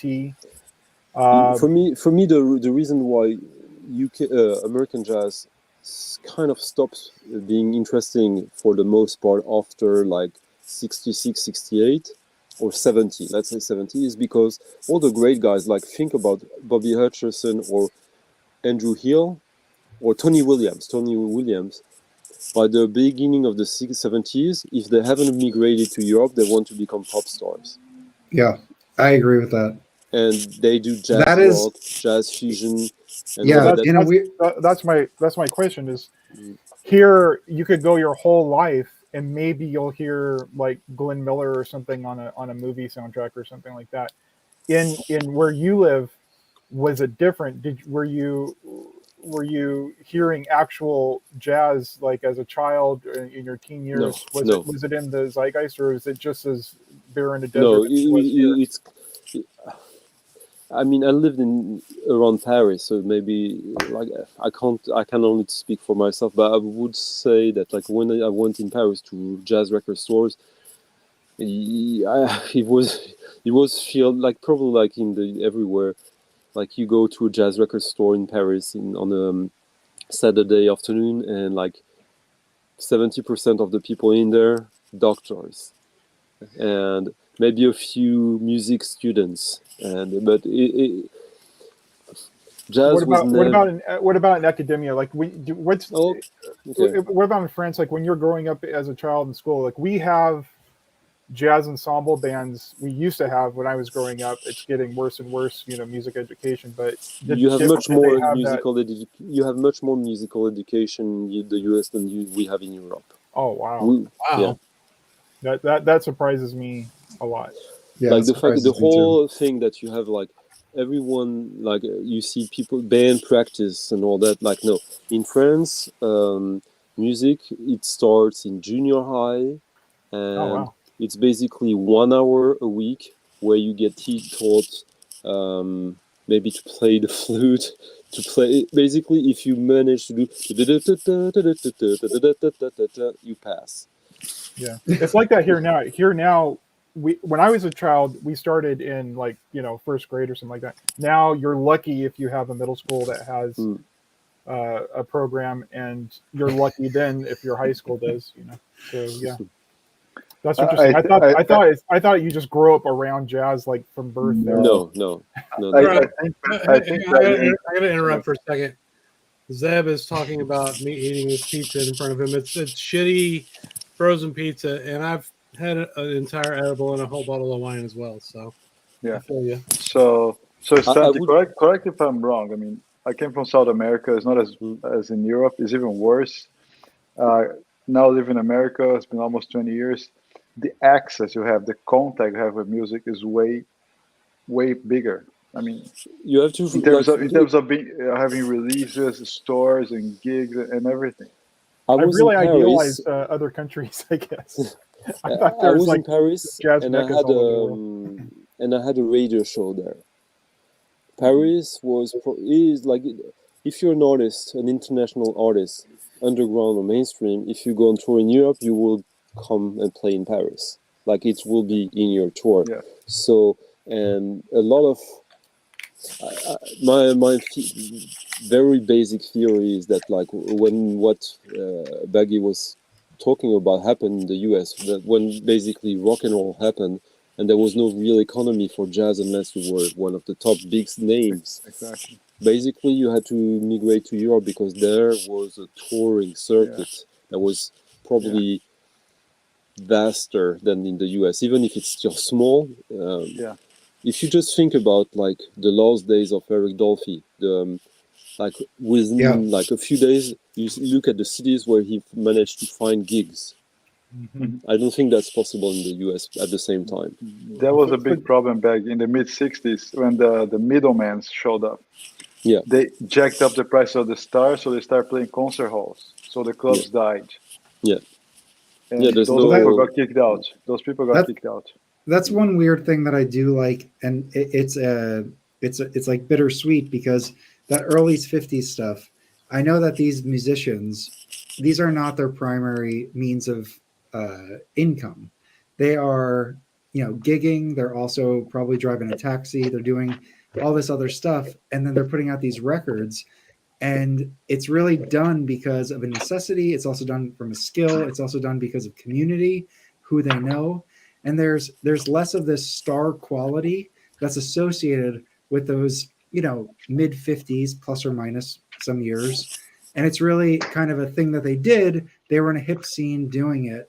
And I feel like there's a I don't know, that interests me to a certain degree because the rationale as to why they're playing and recording is different. And I know there's drugs involved in this as well, but it's not like what Stunty, when you were saying, like they either went to Europe or they tried to become superstars. Well, they went to Europe like before, but I'm saying like before. So what was it before that? Before that, it was like they were on 52nd Street in New York, just trying to get a gig, Yeah. making a name for themselves, networking, doing the hustle piece of it. And there were like fame was not even an option. Like, yes, there were some people that broke out, but that was not why you got into it. Like that was not the plan. There are plenty of people I speak to today who have no idea who Lee Morgan is, yet he is revered in our circle, one of the best. And it's just, anyway, something I don't want you to comment on that. I'm just saying, I'm just making a point. I'm joking. Yeah. Like nobody knows who this man is, but like for us, we know who he is. We understand who he is. We understand how influential he was. But anyway, so I feel like there's in that 50s era, there's something different about it. I don't want to say it's good or it's bad because there's a lot of bad in that too. But there's something different than in the 70s when it was like, we can be musicians, sell a lot of records and make a lot of money. And maybe I'm, maybe I'm generalizing here or something.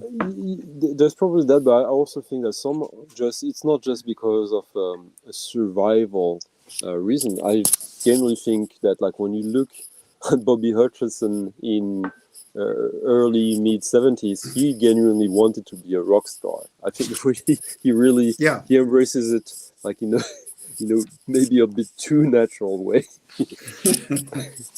Well, I mean, here's an example, right? So like Dexter Gordon in the 50s or late 40s, early 50s, right? LPs, 50s, right? He would maybe make like $300 cutting an entire record for Savoy. Yeah. No royalties. The side guys maybe got $60, $80 a piece. So, and then they were supposed to get royalties, which the guy from Savoy never fucking paid, like ever. Yeah. Right. So Blue Note guys, Chris, from like in the 60s, the big stars were getting, leaders are getting 200 per session, and the side musicians about 100. But big stars, I mean, the Coltrane Blue Train was released, so there was a lot of history around that. Apparently, when that came out, nobody. Oh, they didn't make shit. That wasn't a big deal. It wasn't like he was a known quantity that people were clamoring, lining up outside of record stores for this record. Like this was a regular Blue Note record. It sold probably just as equal as any other one. I'll tell you what though, for perspective. So I ran a label where we release like cutting edge dance music, techno, with really some left field stuff, and we mostly release our own stuff and some others. Yeah. The custom of that scene up until very recently, and to a certain degree still to this day, was that if, for example, I ask this big name guy or this guy to do a remix on one of my records, I would pay him money and we would negotiate royalties or not royalties. If I'm putting out a record by him, he would get 50 copies of it, and that's it. Wow. Mm. Because it was assumed and agreed upon that if you do 500 copies of a record, like it's basically marketing. It's like having business cards. So basically you're doing a favor to the guy you're releasing his music. He doesn't have to make the effort. But in reality, you are still building a catalog. Even if your records, you don't sell many of them, when you have like 80 releases, you can start to have a monthly income that is not great, but that is already significant. And that's for the rest of your life. Mm-hmm. So I'm just saying that to say that at every time in music history, the music industry, there's been practices that when it's happening, the artist says yes because that's how it is. And with distance, wow, these guys were taking advantage of me. And it's always like that. And sometimes it's not even meant to be that. It's not like a mastermind. Like in America, you have to think in the 50s, these are a bunch of black artists. There's a bunch of white people that were running the labels. Like, it's super easy to take advantage of those people, especially when they're 20 years old, 22 years old. And also get whatever they can get. distribution of these records, these weren't pop records. You know, they weren't pressing at Columbia's 15 plants around the country. They were pressing at Plastilite in one place. They pressed a few thousand, and that was it. Yeah. Plus, that's another thing into consideration. All those guys are junkies, and they would take And anything to buy drugs. And they were doing it, And now we celebrate it. Racist of you, Pedro. Felipe. I'm not racist. I'm just saying they were being used. Those guys are being used. I'm actually saying the opposite. I mean, they're being manipulated. I know. Well, that's why they all came to Europe, Stunty. I mean, that.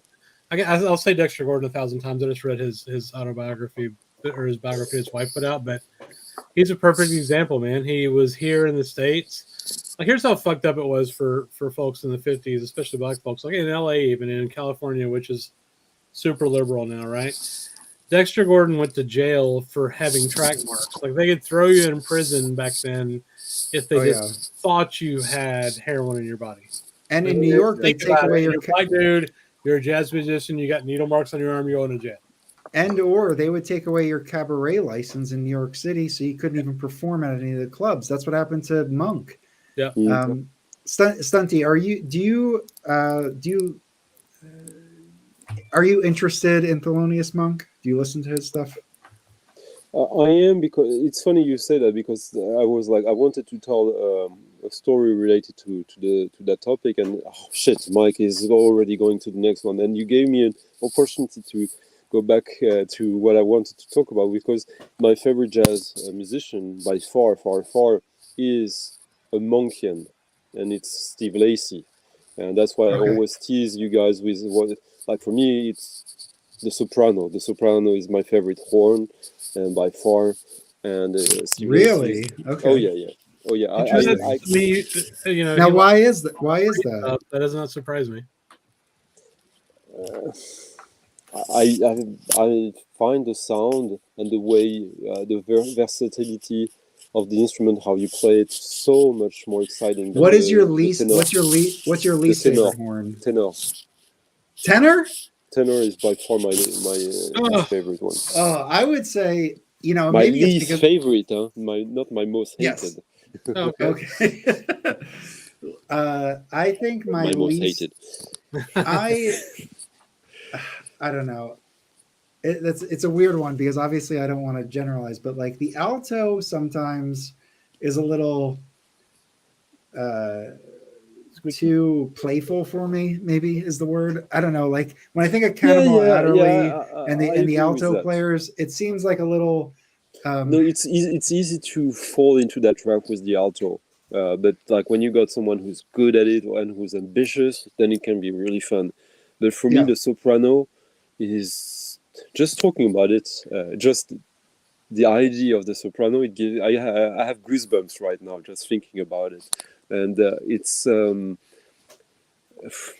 So we can go back to talking about that, but I wanted to talk about Steve Lacy and how, like, by the early 70s, by 1969-70, he moved to Europe.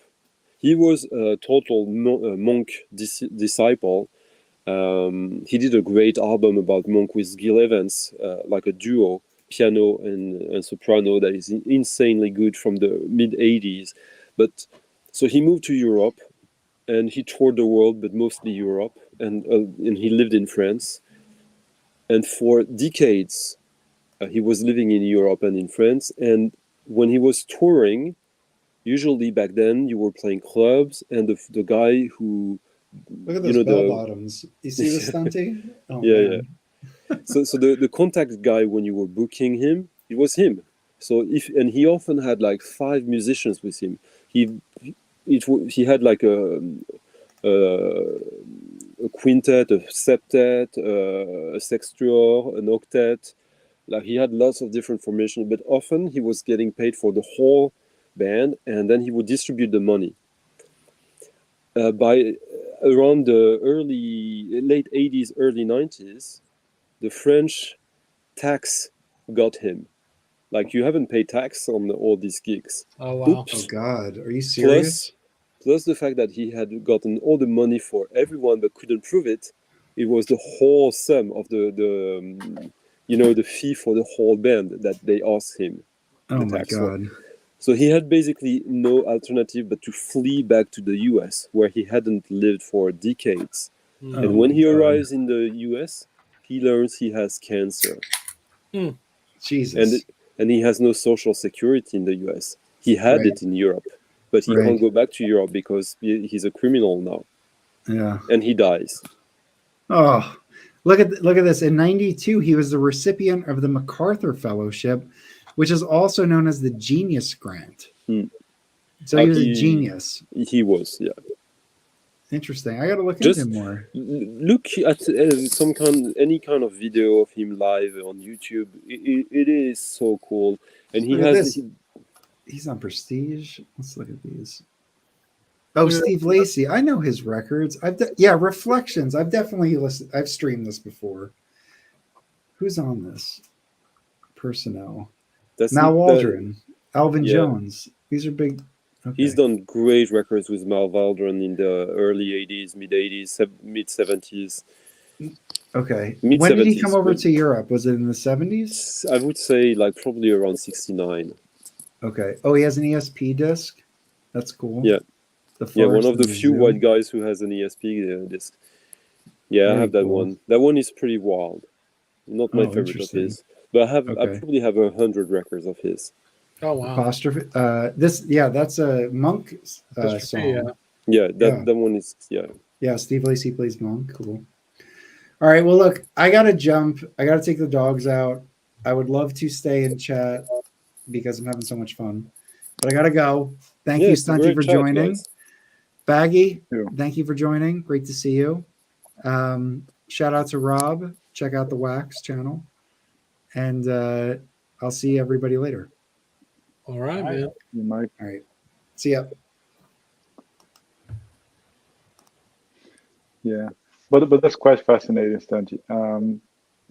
I think to myself quite often, because I mean, of course, jazz is American music, but it happens everywhere in many variations. And to the point that it becomes I know why people say that, but to the point that it makes no sense to say that anymore.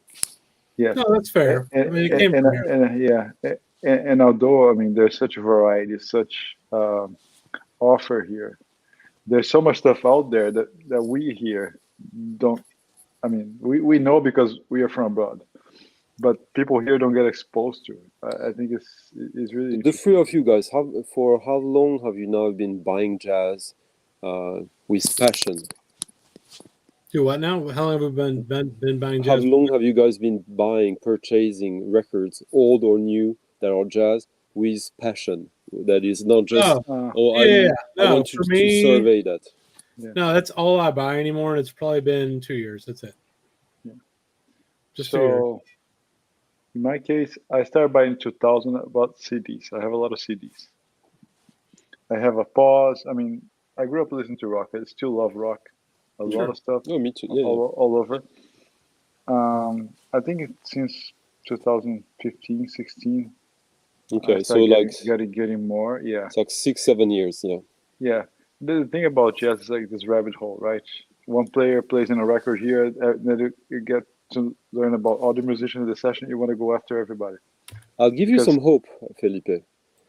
For me, as Nicole named a few, lots of stuff that only comes out on CD labels, and Right. It's true. There's so much stuff that is CD only current stuff.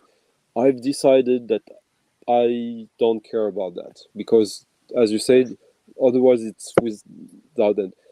The good news or potential is that in my case, if I'm being honest, my jazz want list it's less than 100 records. Yeah, but you have like 15,000 records, right?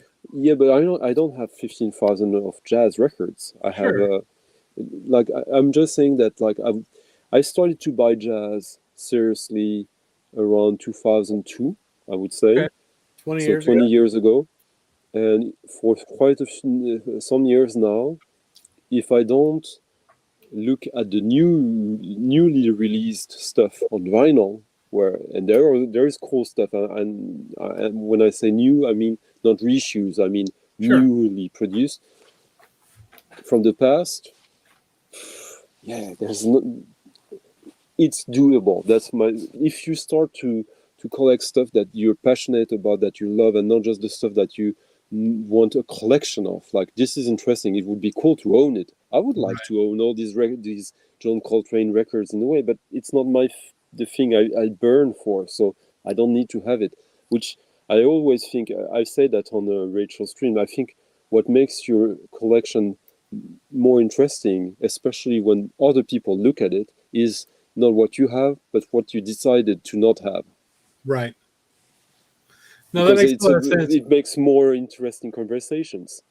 Yeah, I agree with that, and I'm coming to that point already, just 2 years in, where there's stuff you have that you bought just to have because it was jazz and it looked cool, and then you start refining what you actually like. Yeah. And starts. I mean, the cool thing is you can sell all the shit you don't like. It's not hard. Yeah. You know, like Yeah. it's kind of fun. I know Rob does a lot of that, but I've done a little bit of it too. It's kind of nice where you have this record for 6 months. You decide it's not for you, but you got to enjoy it, and you can just sell it. The only stuff I keep that I don't love is the stuff that I develop an instant when I get it. I develop an instant, or not develop. I get an instant aversion for, which like. Okay, this this gives me that kind of reaction, I'm keeping it and I'm checking it again in 6 months, in 2 years or something like that. Because also for the longest time, the reason why I bought this record and this record and this record was to be able to listen to it because there was no YouTube or anything like that. So all these records that I showed you from Michel Portal, when I got them, basically, the only way to get them to listen to them was to buy them or to find them in a shop where you could listen to them. Right. So, of course, sometimes, okay, this one is not for me, and sometimes this one is boring for me. So this one you can get rid of, no problem. But the other ones, because experience has showed you that, oh, I don't like this, you sell it.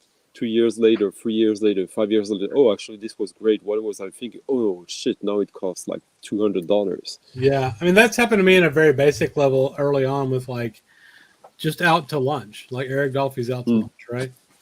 Which is my first record. Like, that's the one I was love that record now. Yeah. When I first bought it, I was like, what the fuck am I listening to, right? It was crazy to me.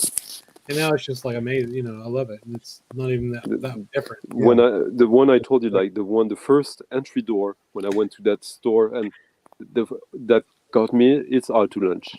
That was love at first here for me. Fortunately for me, but I can so much so that actually I was about to say that I can understand that it might be difficult for someone at first. Actually, I can't, if I'm being honest, because it's.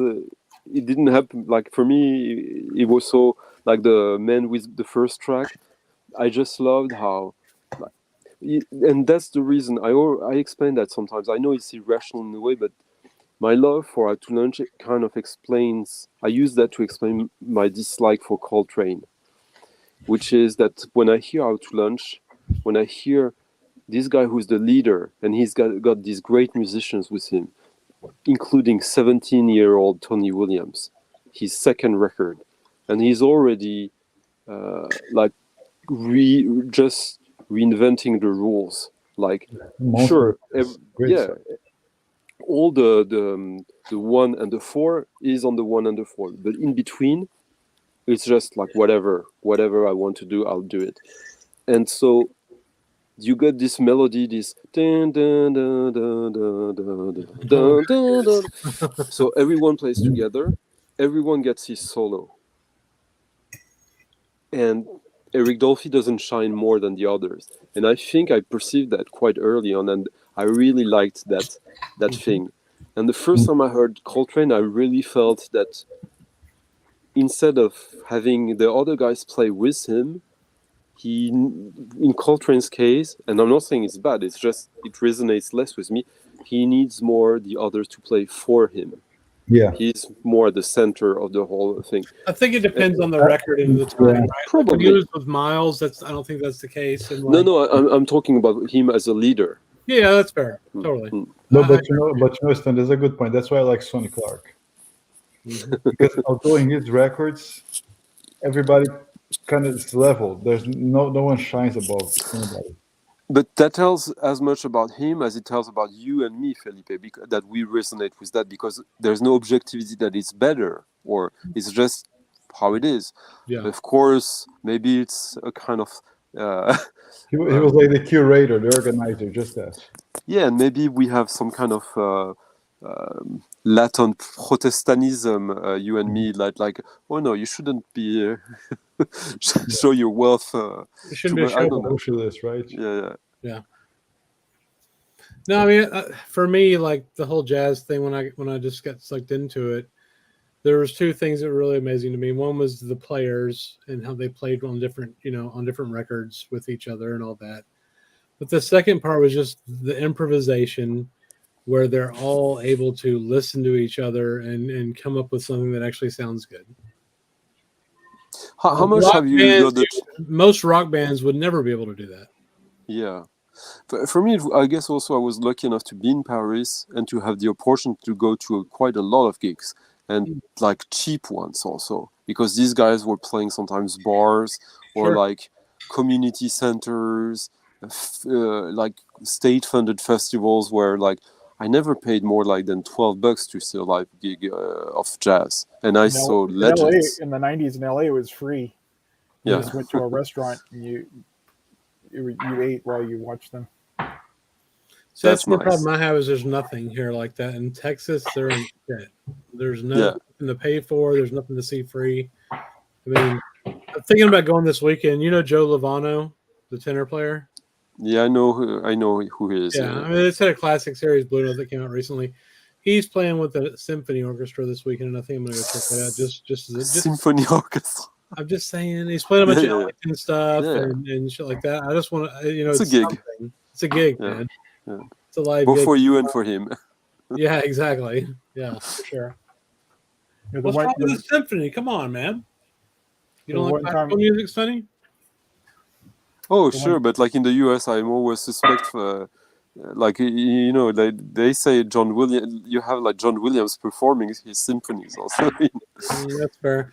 I mean, half the players and half the conductors are European anyway. So. Yeah. Oh, man. Well, we've been going for 3 hours now. That's wild. Oh, well, yeah. It's 5 o'clock in the morning here. Have you been up all night? Yeah. I did my stream before. I was at a friend. We had dinner. He's a musician, and we didn't even have dinner, but we played some board games and had wine and talked about Russia. And then I came home and I'm gonna stream a little bit. And how do you think that's gonna play out, the whole Russian-Ukraine thing? There's like Russia can't win this war. No. There's no way. And they have this rhetoric that like, oh, it's cruel to have the Ukrainians believe they can win this. And like when they say that like 6 months ago, it takes like 2 months before it arrives to the lobbyists in the West, and then it takes 4 months before people like you and me who would be falling for it start to repeat exactly that. But in reality, on the field there, and like you see what is like, at least here in Europe we see what is going. Plus I have Ukrainian friends, I also have Russian friends, and yeah, there's no way they can win this, and the only thing they can do is to nuke Ukraine. But if they want to own Ukraine, what does it mean to nuke the country? You want to? It's no. So I mean, Russia is like this third world power that has nukes that's trying to be relevant still, and they're less relevant than they were. Yeah. My take right now is that when I meet a Russian person who says, "Yeah, but like there's two sides to it," or whatever, I tell him, "Okay, prepare yourself. You should start to prepare yourself for having a long time of people seeing it only one side against you. Like we might discuss if it's fair or not, but like this is reality, and you have to face it now. And if you're not happy with that, that means that you haven't done what you you should do in your private life as a citizen. Yeah. Agreed. Yeah. Well, I mean, they're making a big case. I mean, I think internally they seem to be making a case. It's us against the West, not necessarily against Ukraine. Ukraine against the West. It's easy. Like there's two things that simplifies the whole questioning about it all. Putin doesn't like the direction Ukraine is going. He tries to influence it. He did. He had like a puppet president. He didn't last. In international law, Ukraine is recognized by Russia.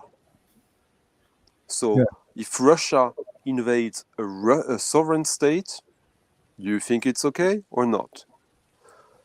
When like the question, then the answer is pretty obvious. But then if you take it about how this rhetoric, like Russian is too strong, like the rhetoric of the mighty, the survival of the fittest, that's not the one that concerns us. For us, what concerns us is morality and righteousness. Is this war or invasion righteous? Of course it's not. The only option that people who try to defend Putin have is if in this equation they manage to insert the USA. Yes, but USA. Yeah, what about them? We see here what's really weird is we see right-wing people here defending Putin, which is so fucking bizarre for us because the right wing was so anti-Soviet Union, anti-communism, and they're embracing this dictator that it works because it's a double standard, but even more than that, because of course the Soviet Union, conceived by Stalin, had never and had barely anything to do with communism in so many ways. But really the fact that, of course, we know about the shortcomings of the US throughout history. But if you need to justify what is going on in Ukraine, between Ukraine and Russia, because it is between Ukraine and Russia, correct. If you need to insert the US chaos factor in that equation to justify what Russia is doing, then you lose the righteous argument as well. Oh yeah, it doesn't even make sense. So it's a very easy discussion for me. It's just that you will meet with Rachel sometimes, even if she's nice, and that like a whole barrage of like circular argumentation that like Agreed. And maybe with pedal a little bit. A little bit, more like a lot. Come on. Cool. Well, Felipe, you got anything else? We've been going for over 3 hours. So I got records coming tomorrow, coming next week, and let's keep going. Yeah, and we're gonna have an episode coming up next week. Finally, we've been. Yeah, I'm working. What do you guys think about like I mean, I hope that not everyone is operating their collectioning the way in reaction to Michael 45, but him doing the reissues and now going for the originals. Oh, what do we think about that? Not necessarily what you think, but like, do you see it already having an influence on you? So my thing, Stanty, I buy and collect music since like I'm 9 in the 80s. Yeah. I have a lot of originals from the 80s, 90s that I had them, and I always had this thing in my mind. I mean, I know the music is a very psychological. But you did the thing. I asked you that as well because you did a video. I finally got all the Tone Poets. Yes, because I like this series, the Tone Poets. They sound good, but most important, they're digging the less obvious stuff on Blue Notes. That's what I really appreciate about the series. And I'm a big fan of Music Matters. I have like 70 Music Matters records. I have something special. The thing for me though, Stunty, about the OG versus new reissue argument, which one's better, is just irrelevant. Yes. Like I can buy these poets for $35-$40. Yeah. They're beautiful. They sound amazing on my bedroom system I have here. Yeah. And But I might be against, totally off there, yeah. but my perception of Felipe's and Chris, you don't collect the same way, because I might be wrong, but I think that Felipe is maybe closer to Michael in the sense that you love the music, but you also like the collection aspect of I it. like the quality. I mean, I think it's a very personal thing in a sense. I have a lot of old records. I have a lot. I bought a collection. I have a lot of 60s, 70s, 50s. I have a lot of OGs. My thing is, Tanti, again, music is a very personal. I mean, everything that deals with senses, right? I was a neuroscientist. I research ears. So when people say, "Oh, this sounds better," what are you measuring and how? It's like X decibels per frequency range that it sounds better. What's balanced, what's not. You're not giving any quantitative thing. You just say it sounds better, on your mind. It makes you feel good for some reason. Absolutely, but in your case, what I'm asking, there's no right or wrong answer either. Yeah. It's just that if it is like you're not necessarily looking, you don't have unicorns of sound like you want. No.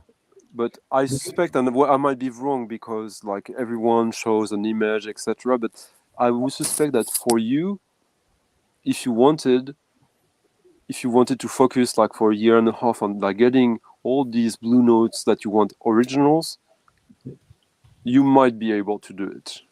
Here, the US is easier. It's easier, But I'm not like, I mean, the way you buy records, the amount you buy, leads me to think that you might have the budget to be able to do that also. I mean, let's be honest. I'm a dentist and I'm a single. I have a lot of disposable income. I can't afford. Okay, but I'm being proactive now. So my question is that you have. So that means that you have the option. If you really wanted, you could go that way, get the original of that, and you decided to go with the Tone Poets. Yeah, I have a lot of redundant ones. I mean, this Grand Ring, for example, I got the Grand Ring that came out. I have a 70s Grand Rider. Honestly, side to side, they sound the same.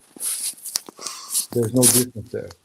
I think the thing about OGs, in some cases, especially rock records, they're going to sound better because most of the repressed rock records, they suck. And honestly, and I think in Michael's channel, he started being like a reissue guy. And now I think the MoFi thing really he stopped and said, okay, there's something wrong here. Are those reissues all analog as I thought they were? He did a video about MoFi, about market value. I think he put a lot of money buying back catalog of MoFis. Yeah, for sure. He's really bitter about it, which I don't blame him. I have a lot of MoFis. I know they're digital. I knew they were digital since like March. The same person that leaked to everybody, he leaked to me as well. I knew that.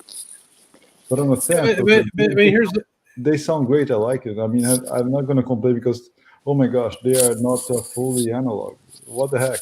I mean, if I wasn't told, I wanted to be aware of. And I'd be bitter about it. And I didn't pay that much. Some I paid some of those one steps, but I like them. The Mingos one steps is amazing. That stuff sounds amazing, unbelievable, and I have no trouble with that. But here's the thing for me with the OGs versus reissues. Like, look at the Blue Note Classic series. I can get a record for $25. It is AAA. It sounds great. It's amazing. Versus, I don't know, $1,000 for some of the OGs in the same kind of condition. It's just like stupid to me. It's like a no-brainer. Which one am I buying? Exactly. Yeah. Apart from like for me, it used to be like that, and it's not anymore because often when I hear, especially Americans, I'm using the example of you, Chris, right now, but like I've heard so many people, like you say, 1,000. In reality, if you're a real digger, like a record that I hear people saying it's 1,000, it's 300. Like if you're, sure, but not in Texas. Yeah, maybe not. That's the thing too. Like Blue Note, those fucking records never existed here. Yeah. They were up in the north. They were up in the north, like the 50s Blue Notes, where they made like 3,000-4,000 of them. Those were on the east coast of the United States. They were never here. Yeah. But for me, it's just that, like, unless it's actually 1,000, sure. Like if it's 2, 3, 350, which is a lot of money for me, because right now I like, it's like, I won't go in details, but yeah, but I have such a big collection of originals because there was no reissues of the stuff I was into. Right. Yeah. And now I have that, and I continue to buy. Now there's more options for the stuff that I still don't have yet. So I have this kind of, I want my collection, like the OCD thing. You want, if it's 200 for something that will always be the original, because as I've said to Michael over and over for 3 years now, back when he was only doing the, and he's evaluated, and he still likes the reissues, but he agrees with me because it's obvious. There will always be a new reissue. There will always be a new technology of or hype about how you can do it better. There will only always be one original in most cases. And I think it was been very important that, I mean, I'm a purist. I like analog. I have a film camera. I don't use digital camera. I mean, that's who I am.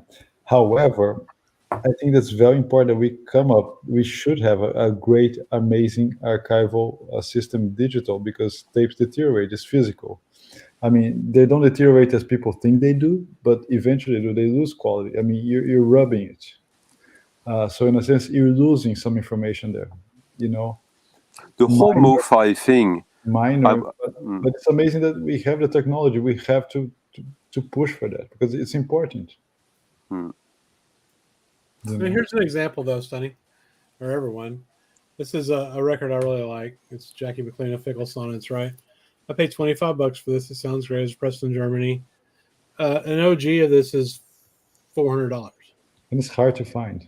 And hard to find, right? Like VG OG is $400 or $500. So to me, like, these are it's just easy. I also don't have like $100,000 stereo like Michael, or however much a stereo costs. I have no idea how much a stereo costs. He told me. Yeah, it's a lot, I'm sure. So, you know, which is fine. I'm glad he has all that. I never hold that against anybody, you know. I can say. I think it's really cool that he's doing the exploration now, where he was all reissues, and now he's like starting to look at the OGs versus reissues. I think it's fucking cool. It's just irrelevant to me. Oh yeah. Like, I'm just saying that, like, often now I'm in the point in my collection that, like, I would say that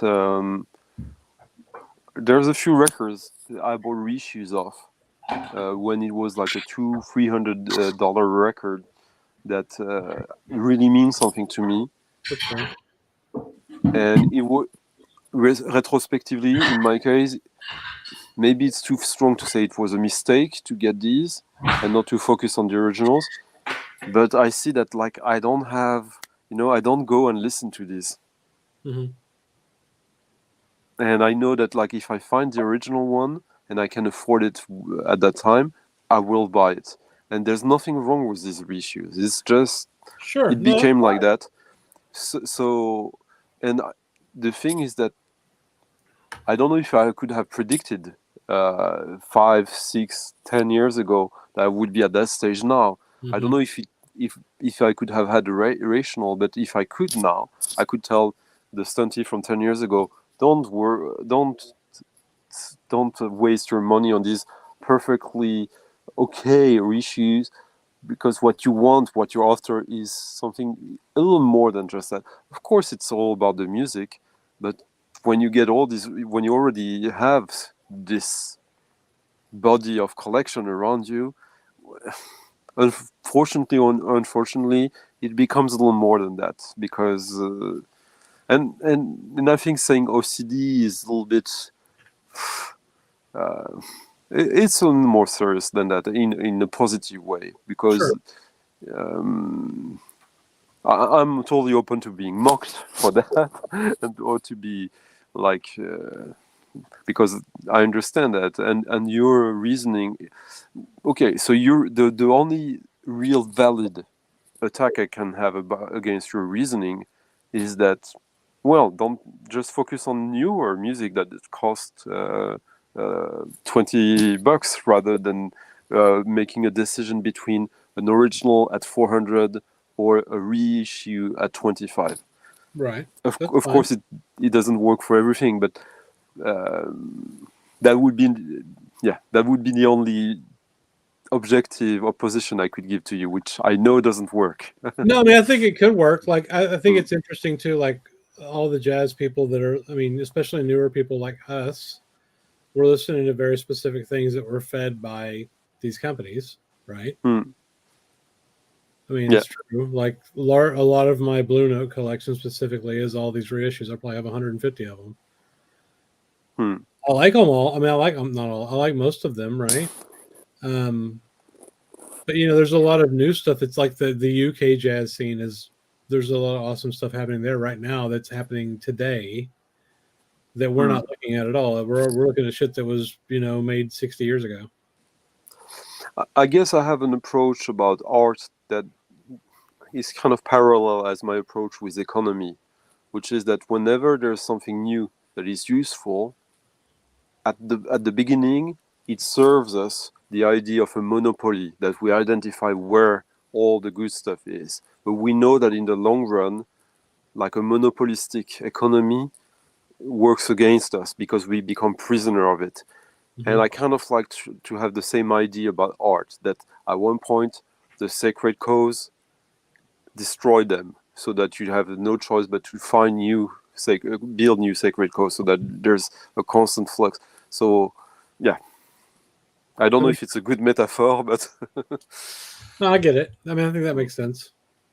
But at the same time, for me, like I told you 2 years ago, I started collecting jazz, right? So I'm like a baby in this whole thing. Yeah. And it's the most amazing thing to me is just how deep it is, and how I mean, it seems like I get to spend the rest of my life figuring it out, which seems really cool. I hope we're not giving you despair, Baggy. Baggy, what's up, man? Well, I mean, 45. I really think the only person in the VC that's ever had any influence on me at all was Baraka P. Dub, and I think that was just because that was 7 years ago. And the only reason I watch 45 is just because he's just beautiful to look at. He's just gorgeous. His house is gorgeous. Like Rachel said. Rachel said it exactly right. I mean, it's just fun to watch him. But everything he says goes in one ear out the other, because it's like an unboxing video. He basically started doing unboxing videos. But I'm now interested in him because I am more interested in originals. And now that he's found that, I'm making comments and telling him how wonderful you've discovered a time machine. Like I've got this. This I've been telling everyone because this Frank Foster, I know his son, so I've been collecting things. And the hard thing about it was that he is in the Count Basie big band, and he led it for a while after Count Basie was gone. But this record here, he actually does. You can hear him do his solos, and this record is awesome. I don't think you would like it, Stunty, but I know it, and I totally respect that. And you know what? The little I've seen you talk about your approach of music and music collecting, and what excites you or wonders you in music, I find I see it as totally genuine, rather than trying to the others have it, I need to have it. You always strike me as someone you're building your own path so far. So yeah, I get excited about stuff that's just impossibly old. Show us that again. 7-inch. What is that 7-inch you were showing? Yeah. Oh, cool. And see this now. Here's the thing. I shouldn't be doing this, because I mean I have some of these things because this was from an auction. So I don't like to go out and just buy things randomly. This was an auction too, and I didn't want to pass it up because it's an OG, and I would never have sought this out myself.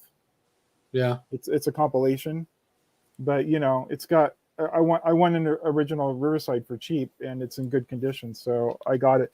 But mostly, I'm going on here. This is something I sought out specifically and bought because I wanted, I'm doing Dizzy right now, and I want the OBs on this side. I bought this from Discogs specifically because I wanted this record. And then this is something I want to ask Felipe about. I don't know if he's still around. Clifford Brown, okay. Do you see this Trip Jazz? Yeah. Yeah. They did these reissues. Do you know about them? Yeah. Yeah, I have one. I have one baggie. Are they all bad? Because I'm taking a chance on this is sealed. I have a Wayne Shorter Trip. Because I want Clifford Brown with strings, and this is a different one. I just got this because the guy that I bought the Dizzy from had this in there, so I just threw it in because I like to throw in extra stuff to justify the shipping. But I think they were like I think they were some kind of reissue label that back in they're not well regarded in comment sections on forums. No, they don't sound great usually. But yeah, like I like getting I like the little 10 inches and stuff like that. I like stuff that's really old. But going back real quick to like the original getting into jazz, I didn't have a computer till 2002, and I used to work at Walmart, and I would in Walmart. We had in America we had cable television. We have these channels that just play music. And hundreds of channels, and every channel is a different genre of music. So I would be there late by myself, and I would put on the satellite system, and I'd play on all the TVs and the stereo system. I'd play the jazz channel, and then I would sit there, and when something came on that caught my ear, I would write it down, and then I would go to Tower Records or someplace. And back then, CDs were $20, so it was just as expensive back then to buy music as it is now to me. I think that's fair. I remember that too when I was like in the mid 90s when I was a 19, 20-year-old. I was buying CDs every weekend and they were expensive as hell. I heard Red Clay, and I just wrote that down, and I went to the Tower Records with my friend, and I said, "Oh, do you have Red Clay?" He's like, "Yeah, that's an awesome pick." And I got that. And that was like one of my first. By Nicole. Thanks, Nicole, as always.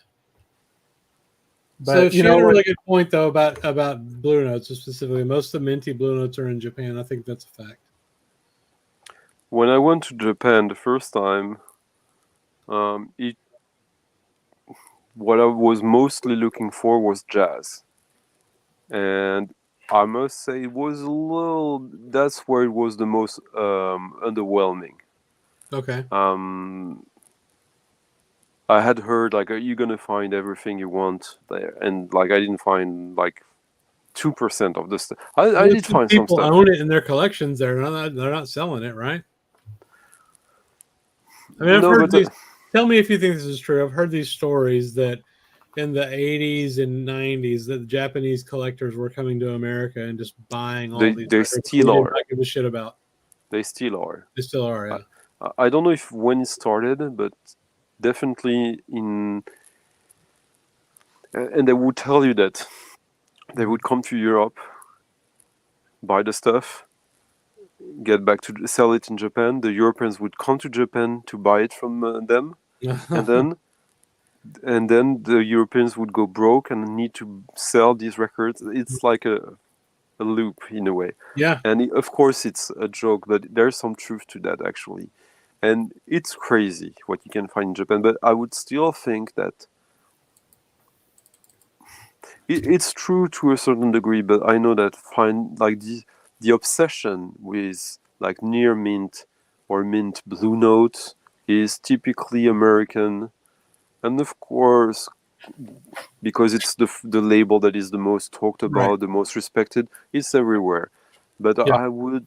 When I talk with private dealers or people who work in record stores in the US, a really good condition of Blue Notes is not an anomaly. And also, it's really, I think they started to get scarce in the early mid 2000s. Before that, there was no Blue Note that was like there. It wasn't like now. It wasn't even like 10 years ago. Right. Because it's only very recent that there's literature about other stuff than Blue Note, or other stuff than American stuff. So it was funny for us collectors in Europe and the guys who ran shops in Europe to see all the wealth they had that was basically ignored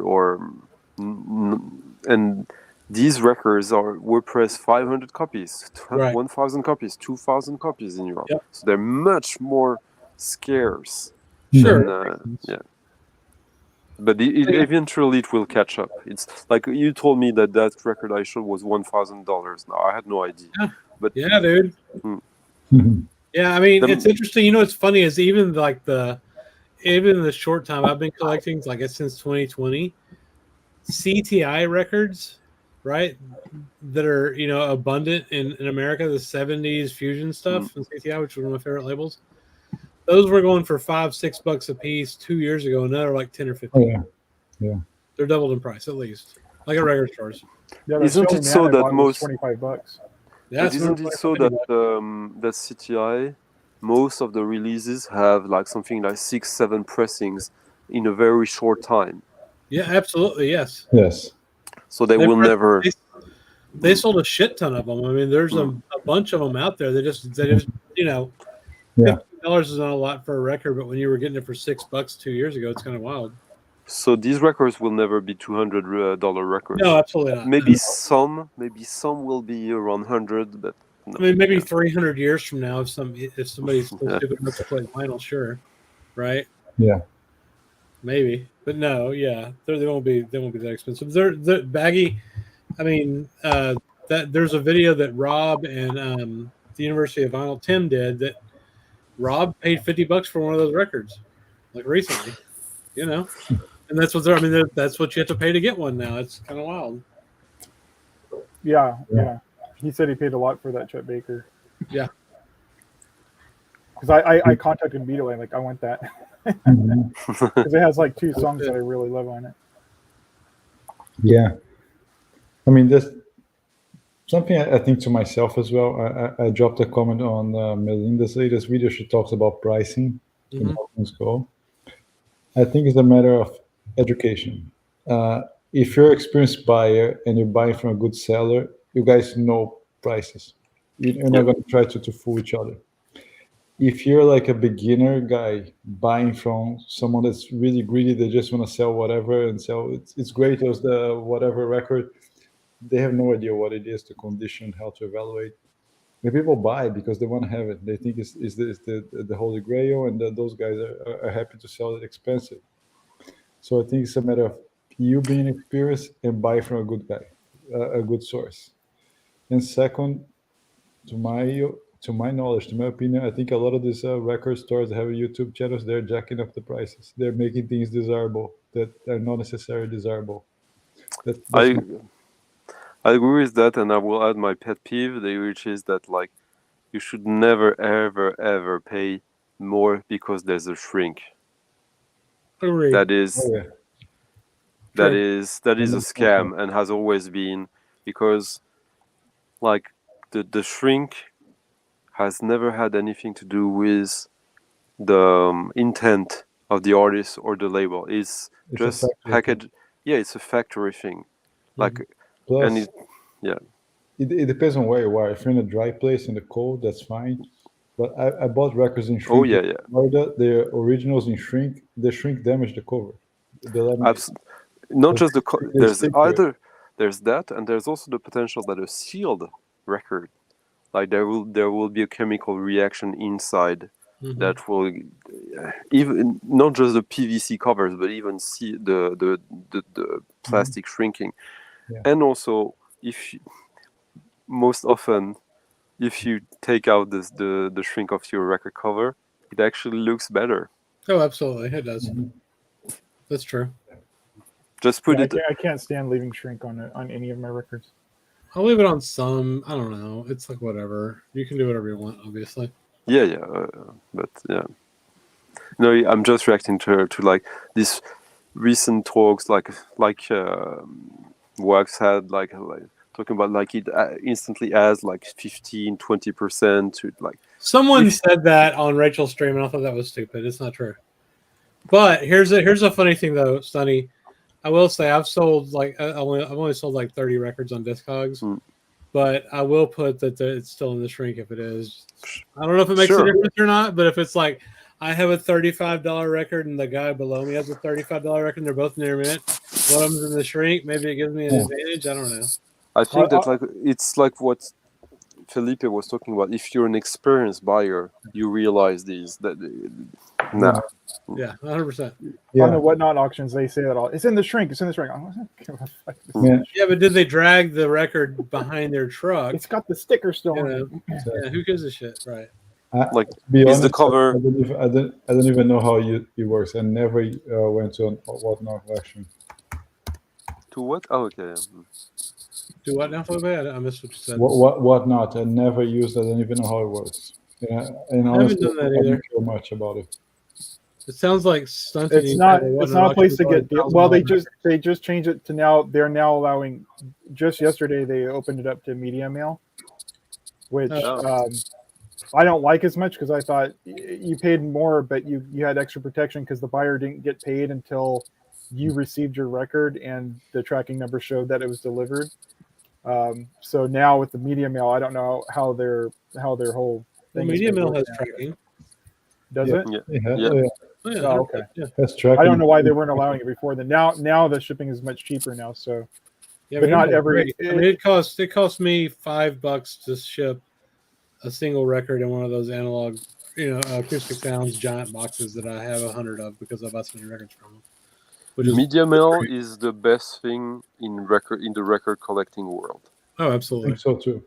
Like people outside people in the US sometimes don't realize No. how it's a game changer for you guys.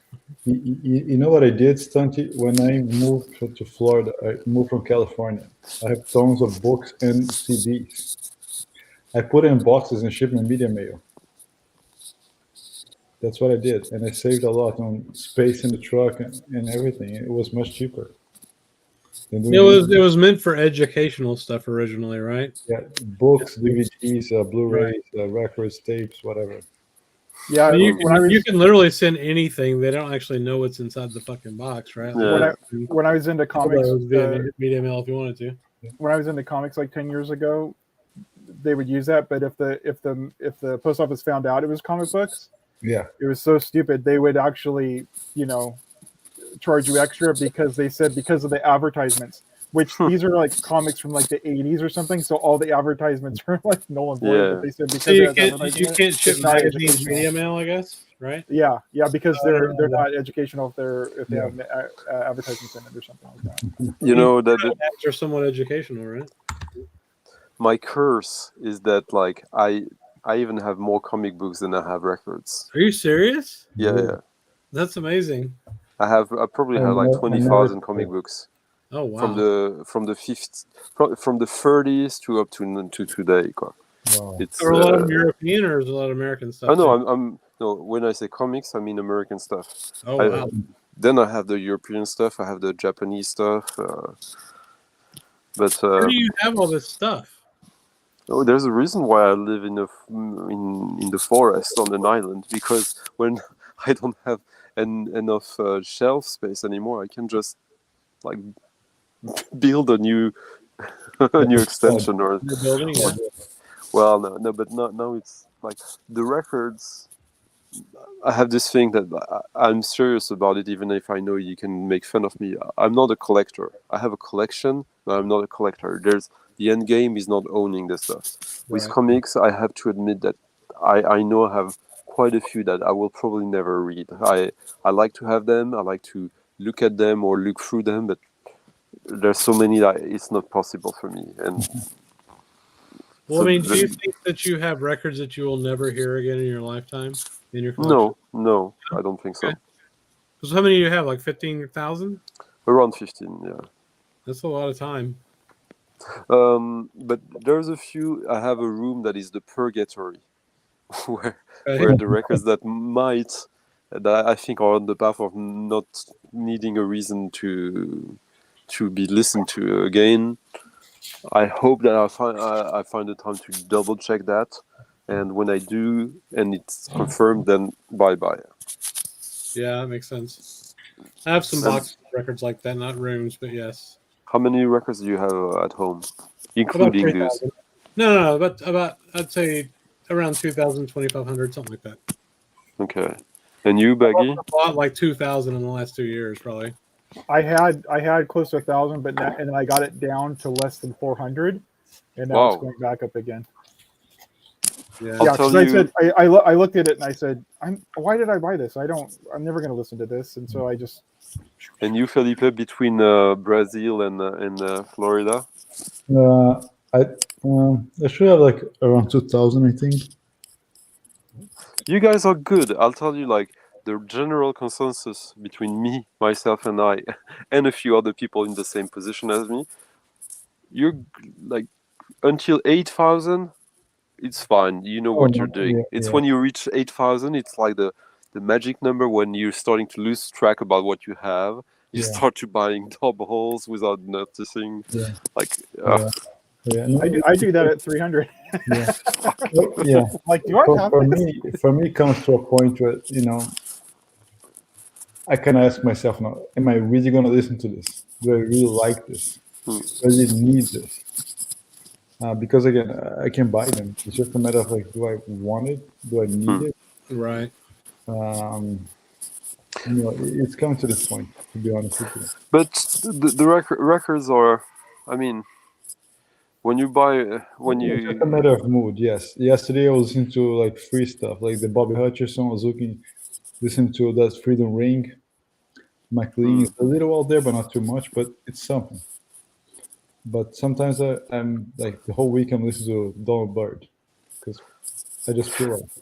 I guess one of the reasons why we get vinyl records is also because if you give like a quality listening to the record when you get it, you will have this visual physical interface that like you see these 3 millimeters by 30 centimeters or 12 inch that reminds you or triggers the memory of that quality listening you had. Yes. Or the memories you've had if it's something you've had for a longer time. And exactly. Yeah. I mean, in a sense, we're all complaining, sort of talking about quality and pressing, but man, what makes us love music was in our teams. I mean, we had like crappy records or boombox or whatever, and we really connected. It really told us something, So this is the most important, I think. That's the most important. Yeah, but we're unique, right? Like, what are we? Not record collectors, but just people that invest this much time into music. What percentage of the population does that? 1%? Less than 1%? I mean, less than 1. Less than 1%, right? It's gonna be like 1 in 1,000. I think that the people who get passionate about music, it's 4% of the people in the Western world. Yeah. Okay. And out of the 4% who go to these levels, I don't know, but it's much less. It's right now, if tomorrow I needed I don't know, I'm poor in many ways, but my record collection is worth a disgusting amount of money. If I look at the maximum value on discogs. Absolutely. Plus I have about 1,500 records that have never been sold.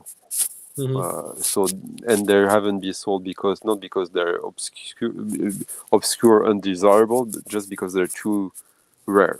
Right. And most of the records I have, it's fair to look at the higher value because they're in demand or desirable. So, but do you have your whole collection cataloged in Discogs?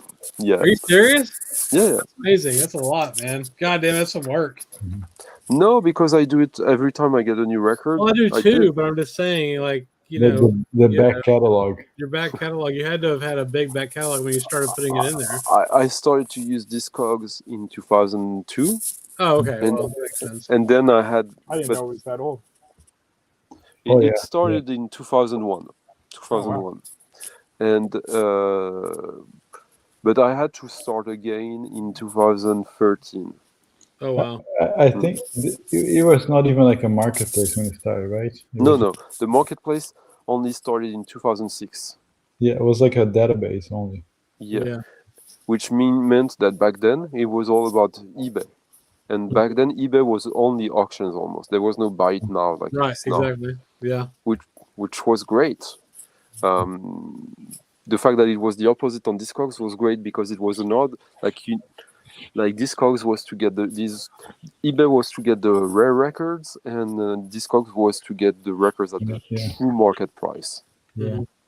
Yeah, I remember when I moved to DC, like in 2005, like 2005, 6, 7, I'll go to my local record shop. I'll buy all those original rock records that people are selling off like 30, 40, 50. I like have their stickers 4, 5, 7 for a double and tops. People are just taking advantage, I think.